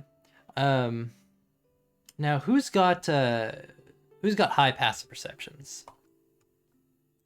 16. 16. 13. 13. Not me. Not me. 12. Okay. 12, yeah. Hold up. As everyone's focused on the book, you kind of have a little bit more going on in your peripheral, and you look around, and you realize that the walls are missing. Like, you're still in this room, but there are not walls anymore. There's nothing beyond it. It's just like... It's kind of like you're just on a platform in, like, a gray nothing. Fascinating. While you're noticing this, all of us are just hunched around the book like, I don't think it's working. Maybe you did it wrong. Here, let me... No, wait, what? No, just keep. I think you just keep staring at the dot. It's been a long time. I can't quite remember how it works, but I think we just stare at the dot. Dude, we've been staring at the dot for like minutes already. Are you sure? Maybe it's upside down? The passenger time gets weird. It may have only been a few seconds. Halda, looking around, you realize like the gray is suddenly gone and replaced with like a brilliant starscape all around you. It's like looking up at the sky in the middle of the night when there's nothing around, no civilization, no other light sources, just seeing the galaxy stretching around you and below you and all around you as if you yourself are the planet. And you realize you don't have a body anymore. Just it's like you're just a single infinitesimal point in space. And all of a sudden to you can see every direction at once, and it is overwhelming. I can feel the earth moving. The rest, yeah, the rest of you at the moment, it's still, yeah, I see everything. The rest of you at the moment, like, you still just see the book, but I think the ink spot got a little bit bigger. Hulda, right after seeing all of that, there's like a rush, and then suddenly it's like you're flying at warp speed through the stars, and there's just suddenly nothing. Like just absolute darkness of nothing. And then the nothing pulls back from you, and you realize the void is looking at you. You don't know how to explain what you're feeling, but the void is looking at you. The rest of you, you're still staring at this book. The ink spot, like, it's definitely gotten larger. Like, you can all say the ink spot has gotten larger. It's covering about, it's probably like the size of a dollar coin on the page. It's definitely expanded.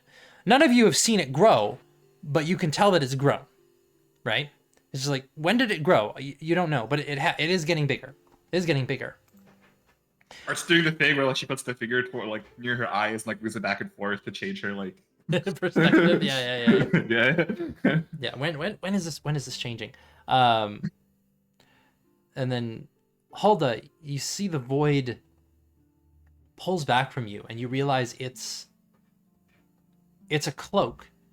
You're looking into like the open hood, or like almost as if someone's wearing a cloak with the hood up, and that's what you're looking into, but there's nothing in the cloak. It's just up, and it's just a void, just nothing. Kind of like when you see like kind of like a ring wraith, like that kind of look. Like there's just nothing in the cowl. And it pulls back, and you do actually see what looks like now a massive hooded figure, completely clothed in just a black robe. There's no face, nothing there, but it is looking at you. And you can see in its hands, or it doesn't have hands. It just has like the sleeves go down, and then they kind of end in like wisps of nothing. And there's a book, like a large open tome, just in its grasp, or its hands, like just kind of held there suspended. And then with a single movement, there's like a twitch, and even though it doesn't seem to have hands, you can tell its hands snap the book shut, kind of like when you're holding a book open in one hand and you just close your hand. It snaps shut, and Hulda, there's like a blink, and you there's a sudden thud as all of you looking at the book, you turn around, and Hulda has just, it kind of looks like she just dropped from 3 feet off the ground and hit the floor. Hulda? No. I almost saw it. I like go over to her to make sure she's okay.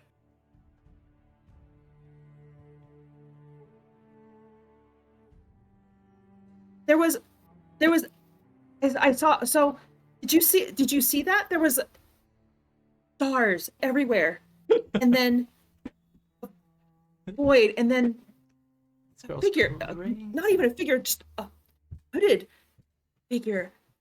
And you couldn't And see then their I face? looked, and they were holding a book, and when they closed the book, they were looking at me.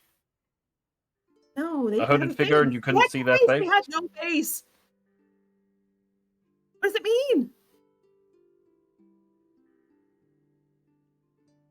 Is that what I remember the description of the librarian being? Yep. Or is that the... Yeah. believe that would be the librarian. Okay. Radon. Librarian. What? Radon, while they're talking about this, you glance down at the book, and the 2 pages that it's currently open to, there's no more, there's no blot of ink on it anymore. The pages are just filled with text. Like, line upon line upon line of some language that you don't recognize.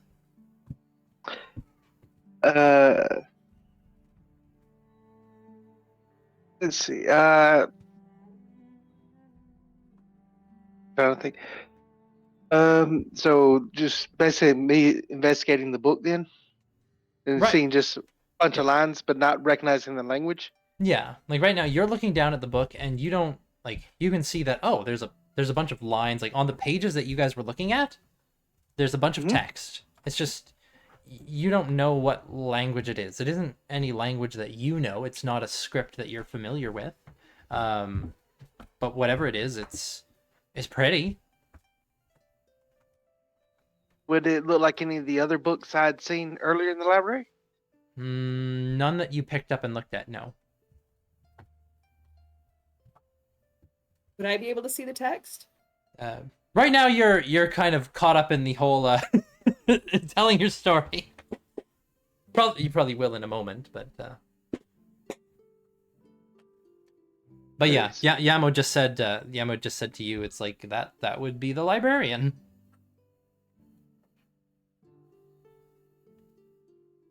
It is pretty interesting.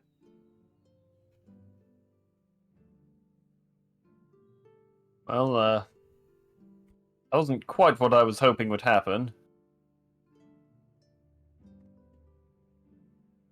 Sort of hoping we'd get sucked into the book and be able to ask the librarian questions or something, but that was probably a little over-optimistic.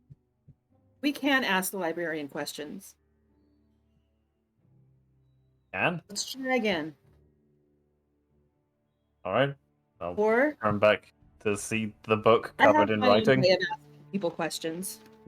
Asking people questions. Yeah, you turn back and you see the book is indeed covered in writing. Do I recognize the language it's written in? You do not. Hulda. Let's see here. Looking at your languages, you don't know what it says. I'd say though you could make a. Are you not proficient in them? Would we say that between here and the ship, I've had a short rest? Between here and the ship? Oh, Yeah. You haven't had any short rest where you've done any active studying, like you haven't done any arcane recovery, but I mean you haven't used any magic. I was trying to Yeah, think she if might I have could, multiple days. So. if I could pop my third eye on. Did you use third eye earlier today? I did when Captain Eliana handed me her spell book and I couldn't read all of it. Right. Right. Right. Yeah, and then in that case, probably the light activity. Yeah, you haven't really taken a short rest yet. If I can roll something to try, she's trying. Oh yeah, make an intelligence check to see if you recognize what it is. Yeah, I'm looking at arts languages. Yeah, none of you know this language. Would I be able to identify the language with the spell? With what spell? Identify. Identify doesn't identify languages. But would it be able to tell me what the book may be written in, just as it's general? It tells you everything about the object, just about how to use it and all that stuff. Yeah, identify magic item or some magic. Magic I got it. You what? Don't worry, guys. Yep, there's the one. That's the one thing I don't have on this character that I probably should have put on it. Whether it requires attunement to use, how many charges it has. You have no idea what identify would tell you if you try and identify this item, but you could try. I understand the language. It's all good. Oh yeah? Excellent. Wait, yes, I understand. Do you?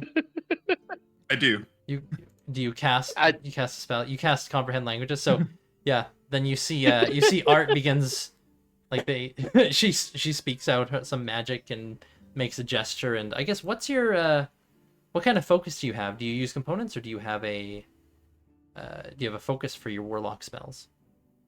I guess it would be my sword. Let's see here. I think you can use the blade for. Well, I just meant thematically because it's a fact of the blade, so I'd hope so. You're right, absolutely right. Also, I don't think I meant to have comprehend language because there's a second level spell that's just better. I forget what it's called. I'm checking it right now. So I was wondering if I could just swap that out real quick. There's a third level spell, tongues. Oh, sorry, that's a third level spell. Never mind. Yeah. I'm stuck with comprehend languages. That's fine. I'm stuck with comprehend languages. I'm stuck with it. Oh, Well, woe is me. I would use tongues, but it's only spoken language. Indeed. Yeah, Yeah, tongues is unspoken. comprehend Tongues languages. only spoken? Oh, okay. Yeah. Verdict. Holly, I'd use tongues. Holly is looking at Art right now with so much jealousy, she's almost in tears. I'm trying to find. Let's see here. You are. I don't believe the person who cares about knowledge doesn't have comprehend languages. What the hell? She doesn't. No. It's not because she doesn't have it. She doesn't need it. Holly. No. Comprehend languages is cheating. Like she would rather learn the language. I'm assuming, right? Oh, that I'd makes rather sense. have a short rest and just use my That too. Let me just see something here. Mystic channel through there.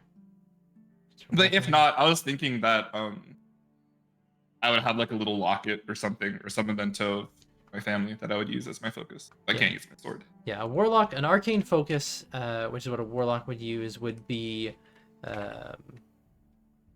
arcane foci are, where are they? A crystal, an orb, a rod, a staff, or a wand. Huh. Ooh, I have a question. This might be cheating, but can my orb be like a jewel that's inlaid onto my sword, or is that not? That would be a magic item. Oh, okay, never mind. Then. That's fine. Trying to find. I just really like the idea that like all my warlock shit is just with the sword. You know what I mean? But that's fine. I'll have an orb with me, I guess. Maybe just like a little like jeweled eye. A jeweled eye. Yeah. Just Oh, trying to no, wait. find- I am all wrong about this. Huh? Third eye, the effect of the third eye, when I switched it on this morning, Mm-hmm. that lasts until I am incapacitated or I take a long rest, or I take a short or long rest. So I have Ah. had that on my comprehend languages. You can read any language. Yeah. Okay. Yeah. Okay. Oh. Okay. So you don't. all day long. Yeah, you don't know what the language is. You just know that you can read it, and you know Yeah. that it's pretty. And you start. Do you read it out loud or in your head? In my head. Okay. I would also cast comprehend languages then, because I know that I'm capable. Okay. So when you Like, cast I will comprehend, sit forget to here. read it out loud. I'd be so wrapped up in what I was doing, but I will probably Indeed. read it out loud, like if you prompt me. but yeah, In when which case, you- Holy would probably just prompt you. Or would probably just probably be like, "What, Holy? Like we can see your eyes moving along the text, but you're not saying Oh, oh, anything." Oh, sorry. Okay, sorry. Then I'll read aloud. Oh man, Forgets to share. that's actually really funny. Just trying to find something with packed weapon. Ah, yes. It's improved packed weapon is how you use your pact of the blade as a spellcasting focus. Got it. Okay. So you need the improved packed weapon invocation, and then you can use it as a spellcasting foci. Okay. But anyways, so Holly, you're looking at it, and you start reading out kind of the text, and it reads out like a story. As you're reading it out, I assume in common is what you would speak.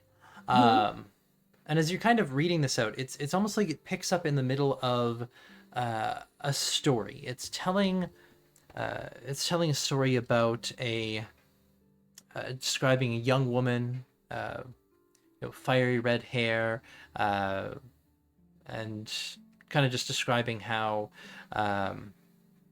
she lived in a village. It doesn't mention the name of the village. It just says like it's almost written like it's allegorical, I guess. But it's Fairy tale. kind of, yeah, just like generic village. So it describes the woman, like just below average height, slight and fair, hair of red. It's very is written in a very pretty, like, fairy tale kind of way, and it continues on in the story describing how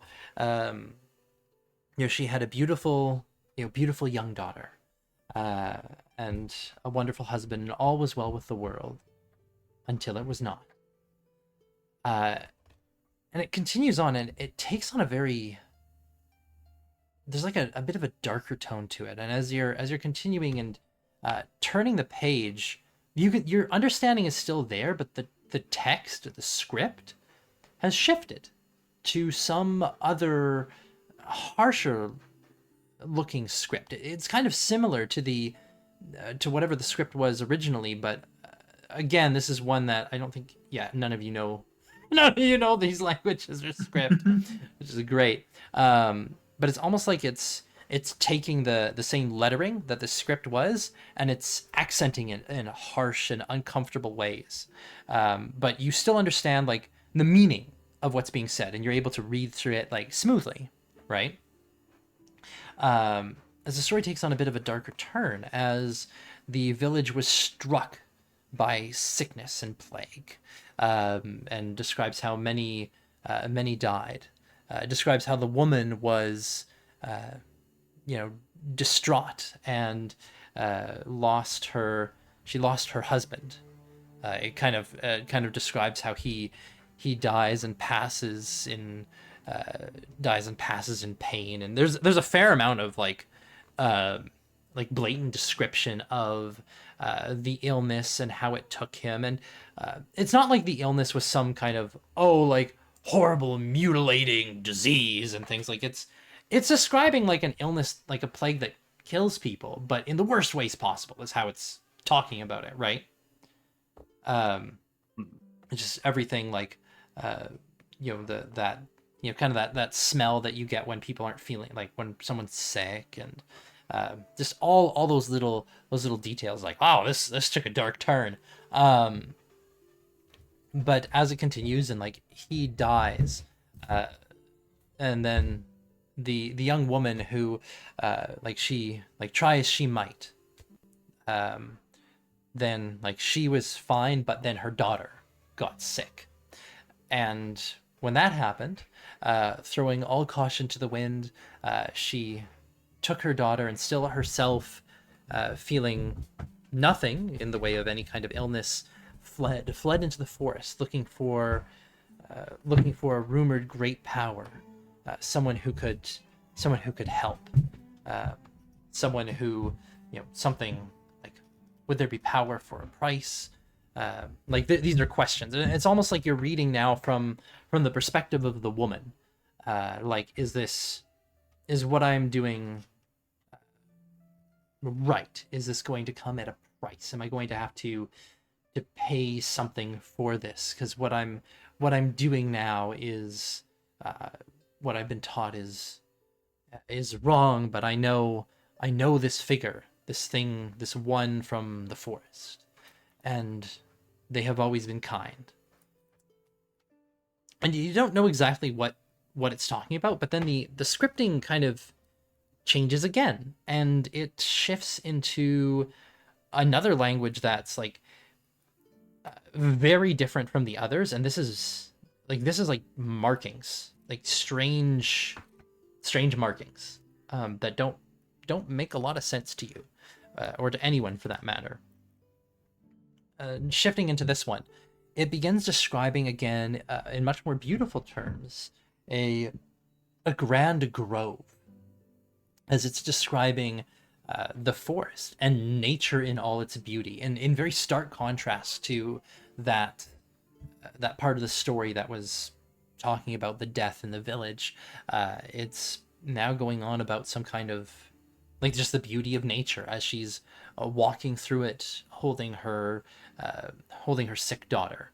But it doesn't like when it says like her sick daughter, that's like all the alliteration it gives on that, as if it's not focusing on the illness anymore. Just the fact, like it's just a fact now in the story. It's like, okay, this woman has a sick daughter who is with her, and like that's all that's mentioned of the illness at this point. And it continues on, and she meets the druid of the grove, who it continues on in the story, and it seems like it's some number of days, but he heals her daughter. She pleads with the druid to come back to her village, to help the others, to help the people who are there, as it's too late for, it's too late for her husband, it's too late for her family, but she's like, her daughter is now saved, but maybe, just maybe, he can help her, and he can save others from what happened to her, save other families, save other husbands, wives, children. After some convincing, as he is not welcome, he agrees and comes with. Together, they do manage to cure the village of this illness, and it takes some time, but the village is saved and the plague is gone. It doesn't bring back her husband, but she is hailed as some kind of hero or healer. And as the years go on, at this point, she takes tutelage under this druid and becomes a very proficient healer. The text at this point actually shifts into common, and is something that everybody can read. But Halda, I imagine you just keep reading it because you're already reading it. Raptured. Yeah. As you continue on with the story, it's talking about how she becomes a well-regarded hero in this town, and her daughter who was but a baby when she took her to be healed, grows up in this peaceful village, in this peaceful life, and grows up almost seen like a granddaughter to this druid, who's just become enamored with her. And then one day, and then this is where the text takes a shift into Elvish, actually. I think some of you know Elvish. Halda doesn't. Actually, I don't. Does anybody know Elvish? Nope. Art Nope. does. Art does? You're like a half elf. Radon does. Oh, there we go. Oh yeah, Art would, because Art's a half elf. Yeah. Okay. So shifts into Elvish, and Elvish is a recognizable language. So even though you don't know what it's saying, it's like, okay, like I like, for those of you who don't know Elvish, you know what Elvish script looks like. It's like, okay, but still, Halda reading it, the girl, she begins to manifest power, like the druid. Just little things like, a wilted flower blooming in her presence, or just seeming to be able to know that, oh, it's gonna rain tomorrow, Mum.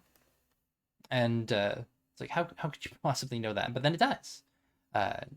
Always seeming able to know the weather, or things would just bloom in her presence. Just these little things as she's beginning to manifest sparks of power. But then one day, and it takes another kind of darker shift back into that harsher language, and it just kind of goes on as like, one day bad men came, and they came searching for the one who had healed the village, searching for that spellcaster, that druid, as it were. blaming him for darkness, for being a creature of chaos, of terror, of evil, something that needed to be destroyed. But the village would not give him up. And so, the evil man took the woman's daughter. And in description, this girl has to be like, she's described as being around like a young girl, and you're getting the sense from the story, probably like 7-ish. Takes her away and like to the lamentations of her mother, hearing the crack of gunpowder, and his return alone. And then it goes on to describe how the village itself, as they will not give up this druid, they are all enslaved, taken away. It goes on how this breaks the woman and nearly breaks the druid, who is captured along with, though they do not know who he is. But then the book continues into some kind of other tongue. Now, Art, what languages do you know?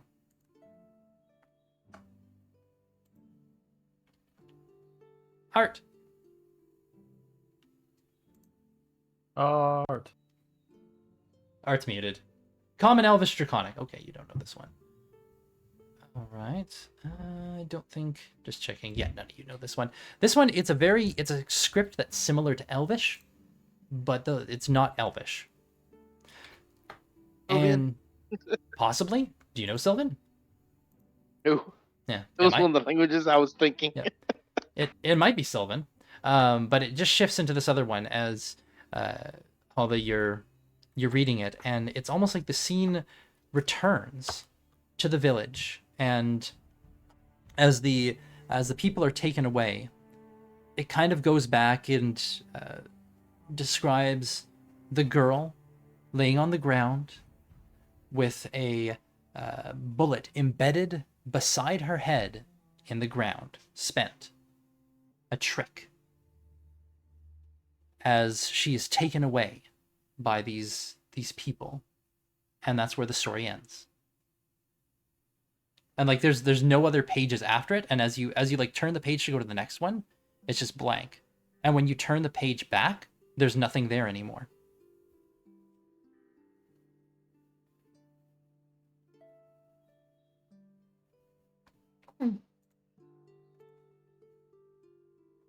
It's a very strange, unusual, dark ending story. So, Art, you know Rhea. That was her. The mother, I mean, not the child. The child was her child. Art's muted. Yeah, I know. And I believe the druid in that was my friend Amon. Art explains quite a bit, No, actually. And is this something that Rhea has seen? Yes. This story? So she knows the child is alive. Yes, that's when she sort of went off.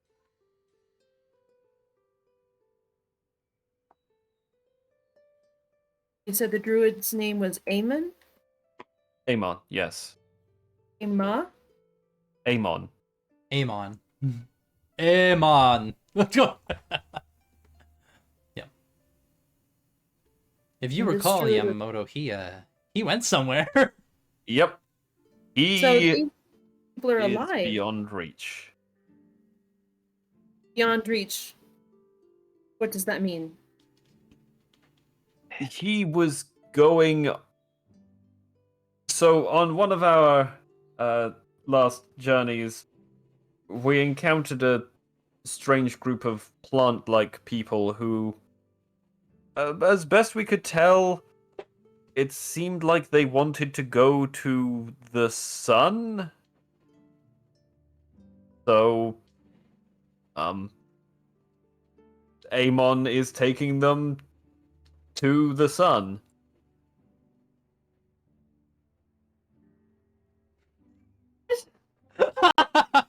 What? There was a magical artifact that allowed a ship to fly, so he attached it to a ship and was taking them where they wanted to go. You say they were entering into a different plane of existence? I don't know, possibly. I'm not sure if the sun is in a different plane. I mean, you can see it, so perhaps Literally not. going to the sun. I don't know how literal it was, to be honest. It seemed sort of couched in prophecy and mystery, but also possibly literal. Hmm. Oh Well, gods, we aren't following on them our way from Art. No, we are not. We are not following them. And trust me, those vegetable people were problematic to be around. Just being around them, they could infect people with spores that would cause them to be transformed. And it's a good thing that they are going somewhere where they're not going to be a problem for anyone.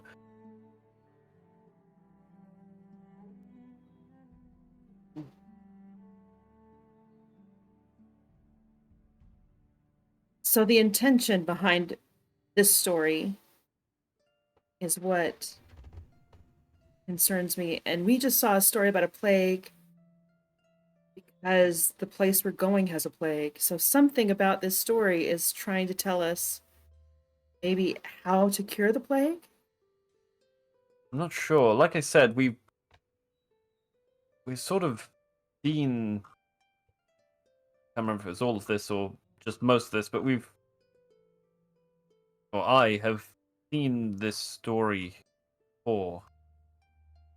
I'm not sure what to make of it being shown again. When you saw it, it was different though. As in, it was like a hologram. And you were there. Yeah, like when we that's right, when we saw it, it was like it transported us almost to a world where we could watch it. It wasn't in writing form. Don't know what that could mean either. Weird. Very.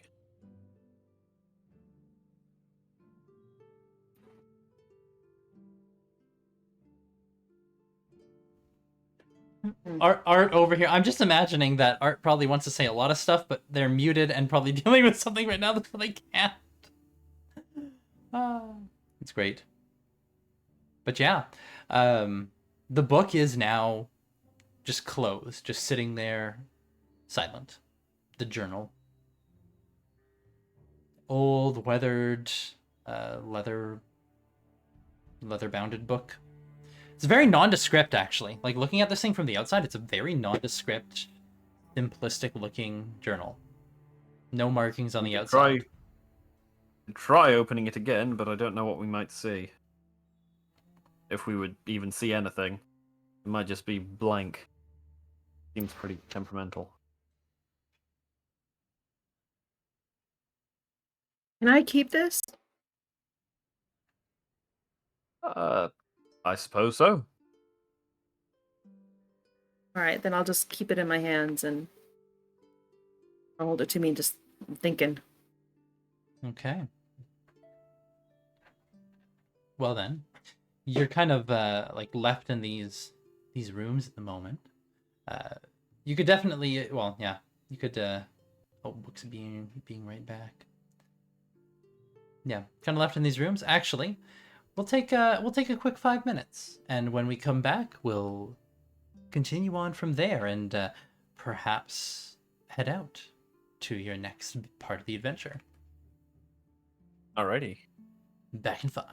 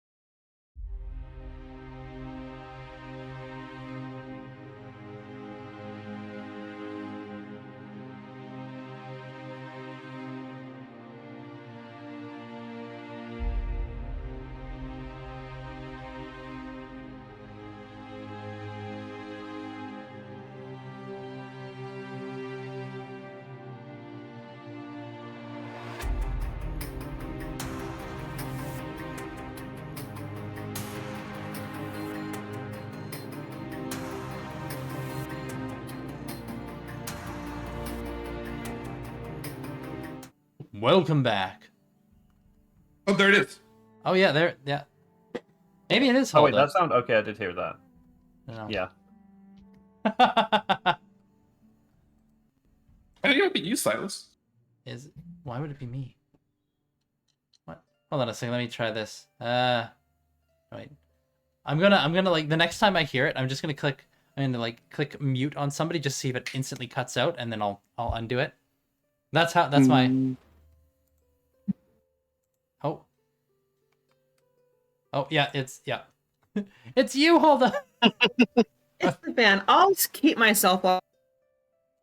I found it. I want to I want to talk. Could push to talk too. That also works. Anyways, though, welcome back.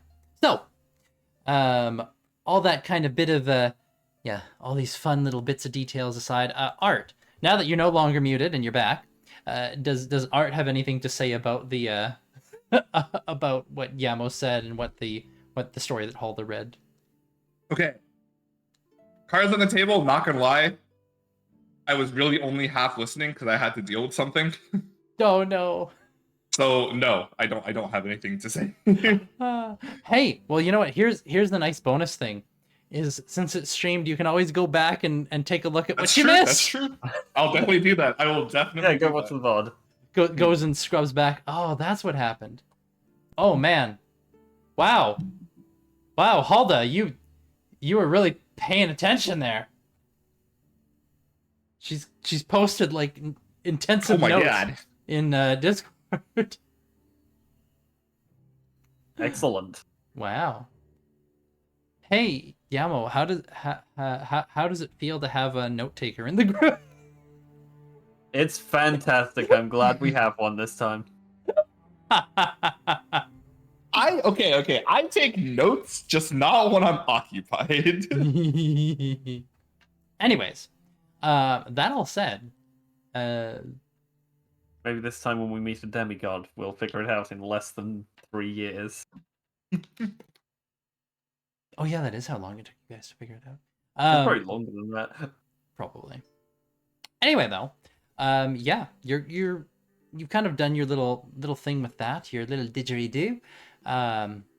Book is closed and doesn't seem to be doing anything else. You've got that note in the flask. Now, Radon, did you want to cast Identify on the book? Radon? He was back and now he's gone? No, I'm here. Ah. I hit the mute button on my headset, not on the computer. That'll do it. Yeah, actually he is, because he's curious about why this book keeps changing all the writing. Okay. Is he doing that as a ritual or is he doing that as an action? He's just going to do it as a ritual since, got nothing better to do today. Okay. So you guys see, Argon kind of sets the book in front of him and he begins casting a spell. Probably like casting a spell is a generous term for how it looks when Radon's doing this.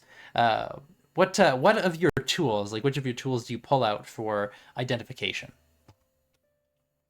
Let's see. Because you obviously you prepared to be able to identify things today. So what kind of invention did you prepare? Because you don't cast spells, you use inventions. Yeah. Let's see. He's probably going to pull out his calligraphy supplies. Let's do that one. Okay, pulling out calligraphy supplies, and as part of those, so as part of those, you kind of prepared with your calligraphy supplies some ink so that you can write down on another piece of paper, like kind of like recording notes on something, and as well just these little, almost like little crystals and baubles that are kind of part of it, just. Setting them on there, and I'd say now, Hulda, you have the Identify spell, right? Like in your spell book? I think. Do you? Oh, you don't. Oh wow. I'm the only one then. Yeah. Hulda, you can make an Arcana check if you want. Hulda, where'd you go? Oh, 23. Okay. Halda, while you're not familiar with this kind of casting, you do recognize some similarities to a spell that you were aware of. You don't have it yourself, but you've probably seen others use it in the past. You know of it, the spell Identify. He's attempting to identify this book. Now, while he's spending 10 minutes doing this, is anybody else doing anything else in this room? Not really. Art is probably just deep in thought. Yeah, nothing free ammo to do, I don't think. Okay. Halda? Oh man, when she's muted, she's much quieter, and I don't know if she's just forgetting to unmute or not. Push to talk struggles. That's why I used to do push to talk, and then I stopped because I realized that you lose a lot of spontaneity. I end up saying things and then having to re-say it. Halda? I understand. Where'd she go? Or did her mic break entirely?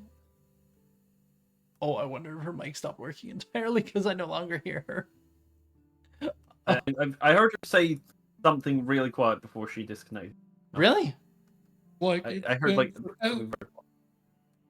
I don't hear anything at all anymore. hello? I can see her like muting and unmuting. Let's try it now. Oh, Yay! Okay. So sorry about that.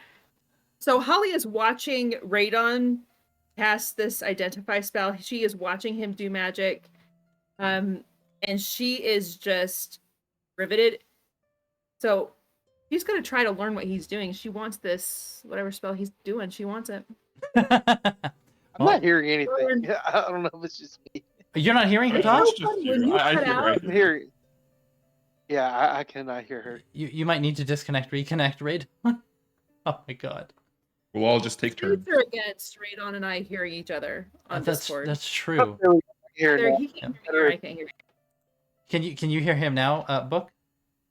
Yes. Okay, you can hear each other. It's a miracle. It's a Christmas And it's miracle. alive. Okay. Yeah, you're observing what he's doing, and it's like, there's no way you'd be able to like copy down the spell just by watching him, but it is fascinating. Like he's doing this in a way like this makes no sense what he's doing, but you still like understand the base concept of like what he's trying to accomplish. You know, like using these tools and materials, and it's like those things added together shouldn't. Oh wow, that's actually what the fuck is wow, that's really cool. I don't understand what's happening or how, but it's like he's making magic with this set of tools. Yep, it's pretty crazy. But yeah, then yes, you're just watching him, and after about 10 minutes, Radon, the spell completes. And what you learn is, well, what you learn is kind of odd. In that you learn nothing. As if it's not magical.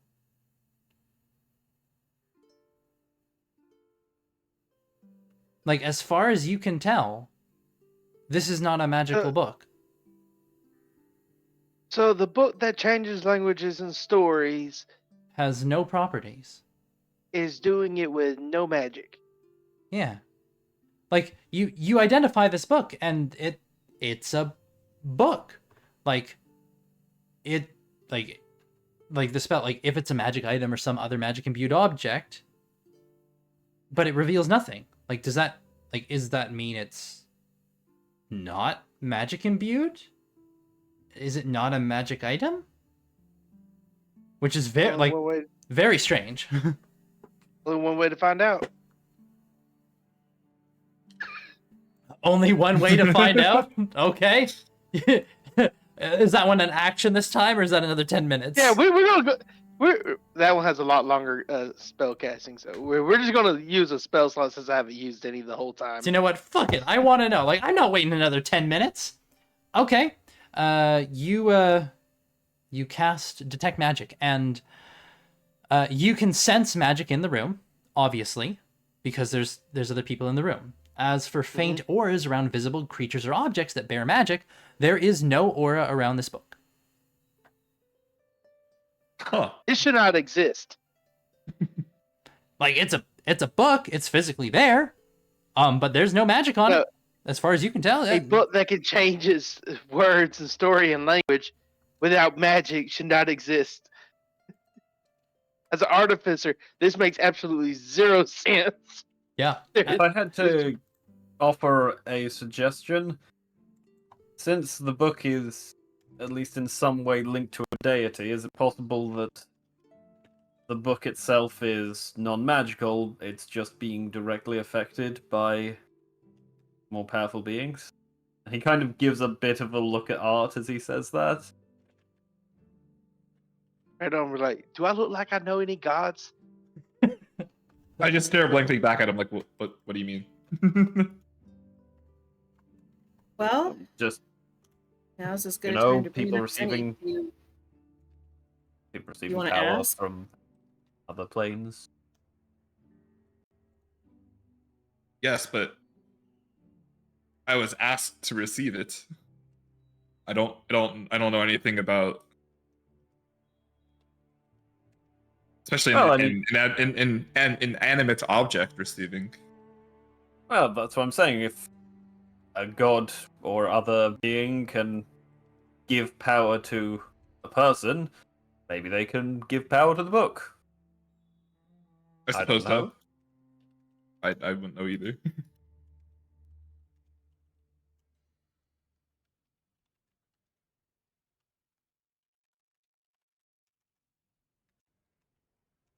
How useful do you think it would be to find out? How important is this question to you? Are you talking to me? Yeah. Oh. Quite frankly, I haven't really found a good book. I haven't really found a book that I don't really see the value in books.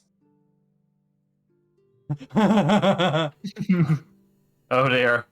It just gives you a dead stare.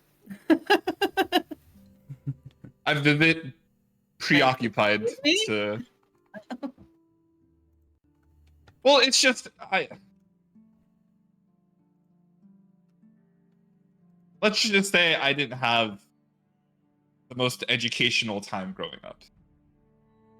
And while books are interesting and they certainly hold a lot of knowledge, I feel like that many times I've never really needed said knowledge or had the luxury to need said knowledge.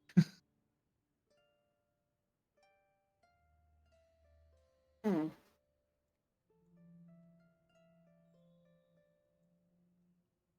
It's just a book.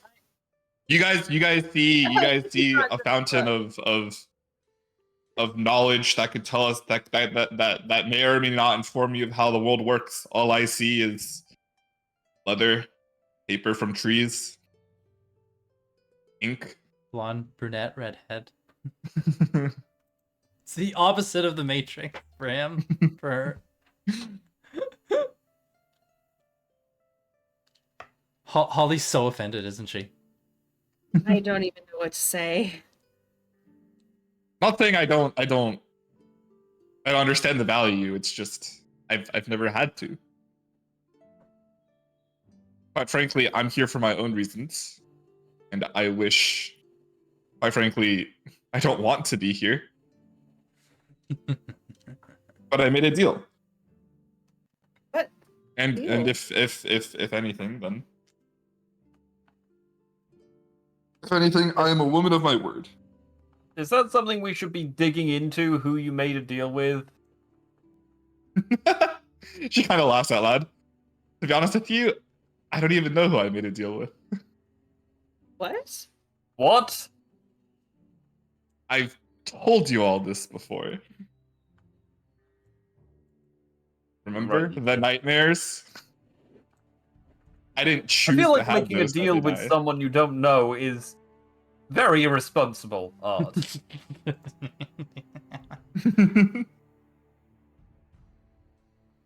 Yeah, well, You, you don't know what I was promised.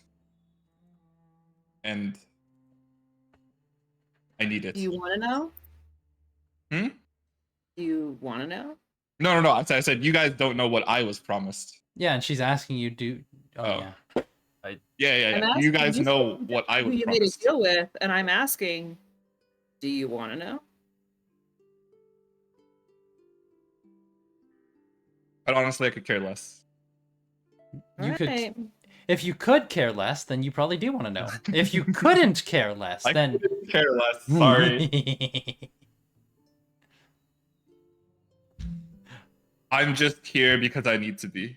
And Haldo... once I'm not, I love and, Haldo. and once I don't need to be, then and I look at Yama, I too am going back to the Empire. I love how Halda is like, so does anybody have any questions that I might be able to answer? No, nobody has questions. No No. one cares. I have many questions. You have answers. Well, given the fact that I didn't even care about the questions, no.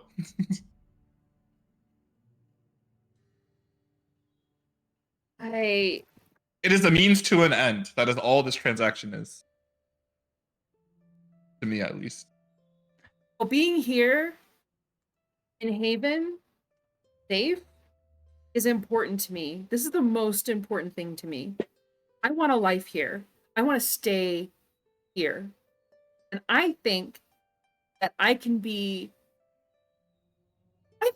important here. I think I can really help and do some good. You heard Callum. He doesn't have spells like mine. He doesn't know as much as I do. I might be the most powerful wizard in this place. I wouldn't bet on that. Oh, I just look so disappointed. Oh, I mean, fair I enough. mean- If you wish to answer my questions, then You're probably second best. Like Well, you're close. that's a goal then. again, if you wish to answer my questions, then or if you wish to find answers to my questions, I don't mind. It's just I particularly do not care. Well, nothing comes from without a cost, and I'm not going to pay the cost for something you don't care about. Fair enough. She kind of laughs. Fair enough. Then what can I do to help? Who's the first most powerful wizard? Oh, she's Mirror, not gonna let that mirror go. on the wall. Who's the strongest wizard of them all? I have a bad feeling we're going to go meet her. Lady Mizbel. That's the one. All right. Okay. Halda seems so excited about that. She just squares up. True, she does. It's like, I've heard so many things. I've heard so many good things. So as I see it, we have two good way forward, two less good ways forward. We could just go to Nirax right now without preparing or looking for any more information. We could try the book again. We could go seeing, as Brolkin would put it, the head bitch. Or we could go try and see the Raven Queen. The Raven Queen is here? No, but there is a shortcut to her domain here. We're sort of almost between worlds in Haven. At least there was last time you were here. Yes. Now, Yamo, I will mention something. Now that you think about it, you kind of do look around the room, and there's color here. More color than you'd expect. Oh, did they close the portal? You don't know. But last time you were here, things were a little more drab. But they're not now. Ah. Alright, the Raven Queen might not be an option, but might be worth checking out anyway. I'm sure one of the Raven Guard could inform us. Well, if you can think of what questions would be best to ask, there's still a way. We need it. Alright, well, which way do you think we should go first? Well, Lady Mizbel is here. And if she's the most powerful wizard, if she knows something, we should ask. Alright. Time to go see that head bitch. I love that. That's how Art says it, hey? She can't be that bad. No. I'm saying that in the character. Sorry. Oh. But actually, no. Art would probably say that as well. Yeah. I'm actually surprised that Holly did not take to calling her the head bitch quicker. Holly The fact knows that you don't who's really bread like. and butter in this town. That's fair.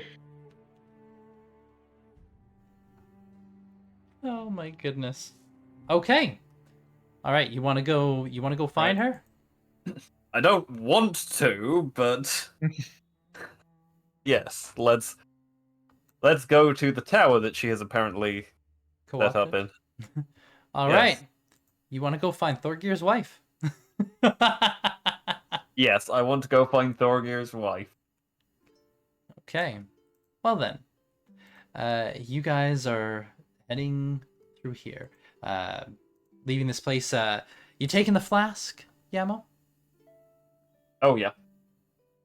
Yep, I will pop that into a pouch. Okay. Well, heading back through Haven, you make your way towards, well, well, you're in Haven. Heading back through the kind of what do you call them? The stacks. Heading back south through the stacks, you approach that rather tall tower. Climbing up, you head towards. You can see this tower rises a good several stories above the other Haven towers, and is the highest point in this settlement. As you go and you approach it, you can see at the tower itself, kind of entering in, there's a pair of those Durgar soldiers. You can see they are wearing masks that make them look very they look like, it almost looks like it's the masks themselves, they must be metal, but they're designed in a way to make them look like they're carved from stone, giving an almost like demonic appearance, almost like a stone looking Oni mask. Just standing there, and you can't really see their faces or anything, and then you come and you approach the tower, and the guards kind of square up and just state your business. And they're short, like they're about like Hull the size, maybe a little bit bigger. They're dwarves or Durgar, short and stout. Hello. We would like to meet with Lady Mizbel.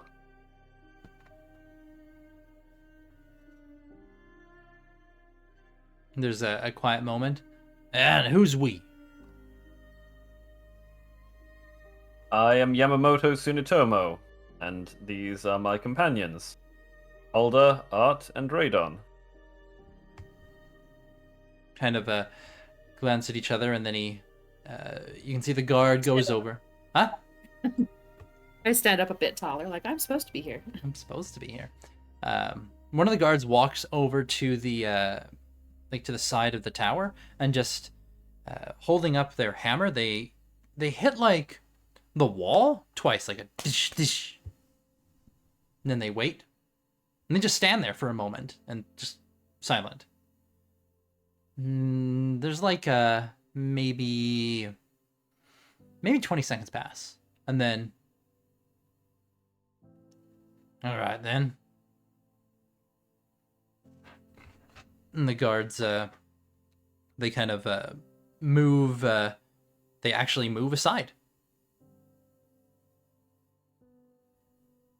Thank you. It's like, she's in at the moment.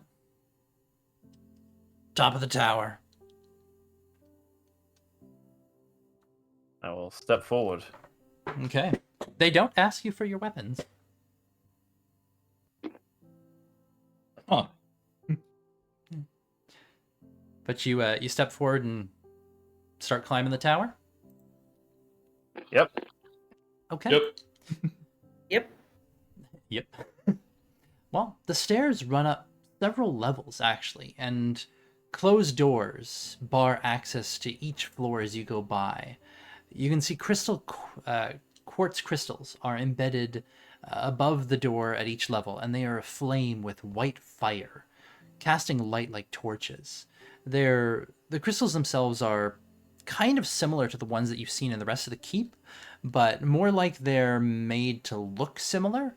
And unlike the other ones that just glow with an internal light, these ones look like they're aflame with a white fire, and they cast light like torches. Passing each door in turn, you head to the top floor, and standing there are there's another guard in front of that door, who, as you reach it, he doesn't open the door; it just opens as you get there, like on its own. Behind you, the other two guards, it looks like one of them has followed you up. And as you get to the top floor, the one guard just gives you a nod. He doesn't say anything. Like the one who's just standing at the door, again, you can't see his face. He just gives a nod and gestures to go inside. And you all file into this room. The guards don't follow you in, as if they don't feel like they need to. Entering into this tower itself, you find yourselves on the highest floor, and you find yourselves in a study, Spartan in design. There are a few tomes on a plain stone shelf along one wall, many with dwarvish along the spine, dwarvish runes. A large black wood desk with blank parchments are stacked neatly to one side on the desk, with inks and quills lining the other side. The desk takes up a fair amount of space, kind of further into the room and rather central. And you can see here, there's the room is lit by more of those white flame quartz embeds, and a small desk by a wide glass window that overlooks Haven has a candle holder with another one of those white, or one of those crystals, quartz crystals, just burning atop of it. And seated behind the blackwood desk, you can see a woman. She's definitely dwarvish in frame, but looks quite unlike Hulda. She looks a lot more like Brolkin in her skin tone and everything. She's wearing white, like a white dress, low cut, kind of over the shoulder thing, and you can see her eyes glow with almost like a golden light. Braids run along her hair and down. It's rather long, even with the braids, kind of tapering to red bits at the end. And this rather smug, self-assured looking woman kind of looks to the party and says, Yamamoto. I was wondering when you'd come back.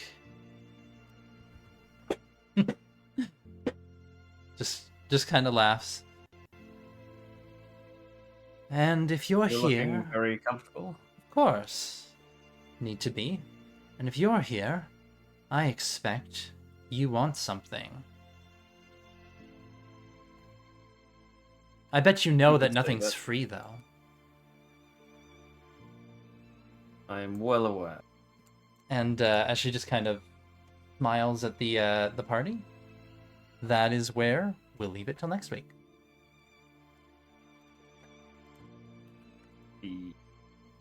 Okay. Alrighty. Bye bye bye.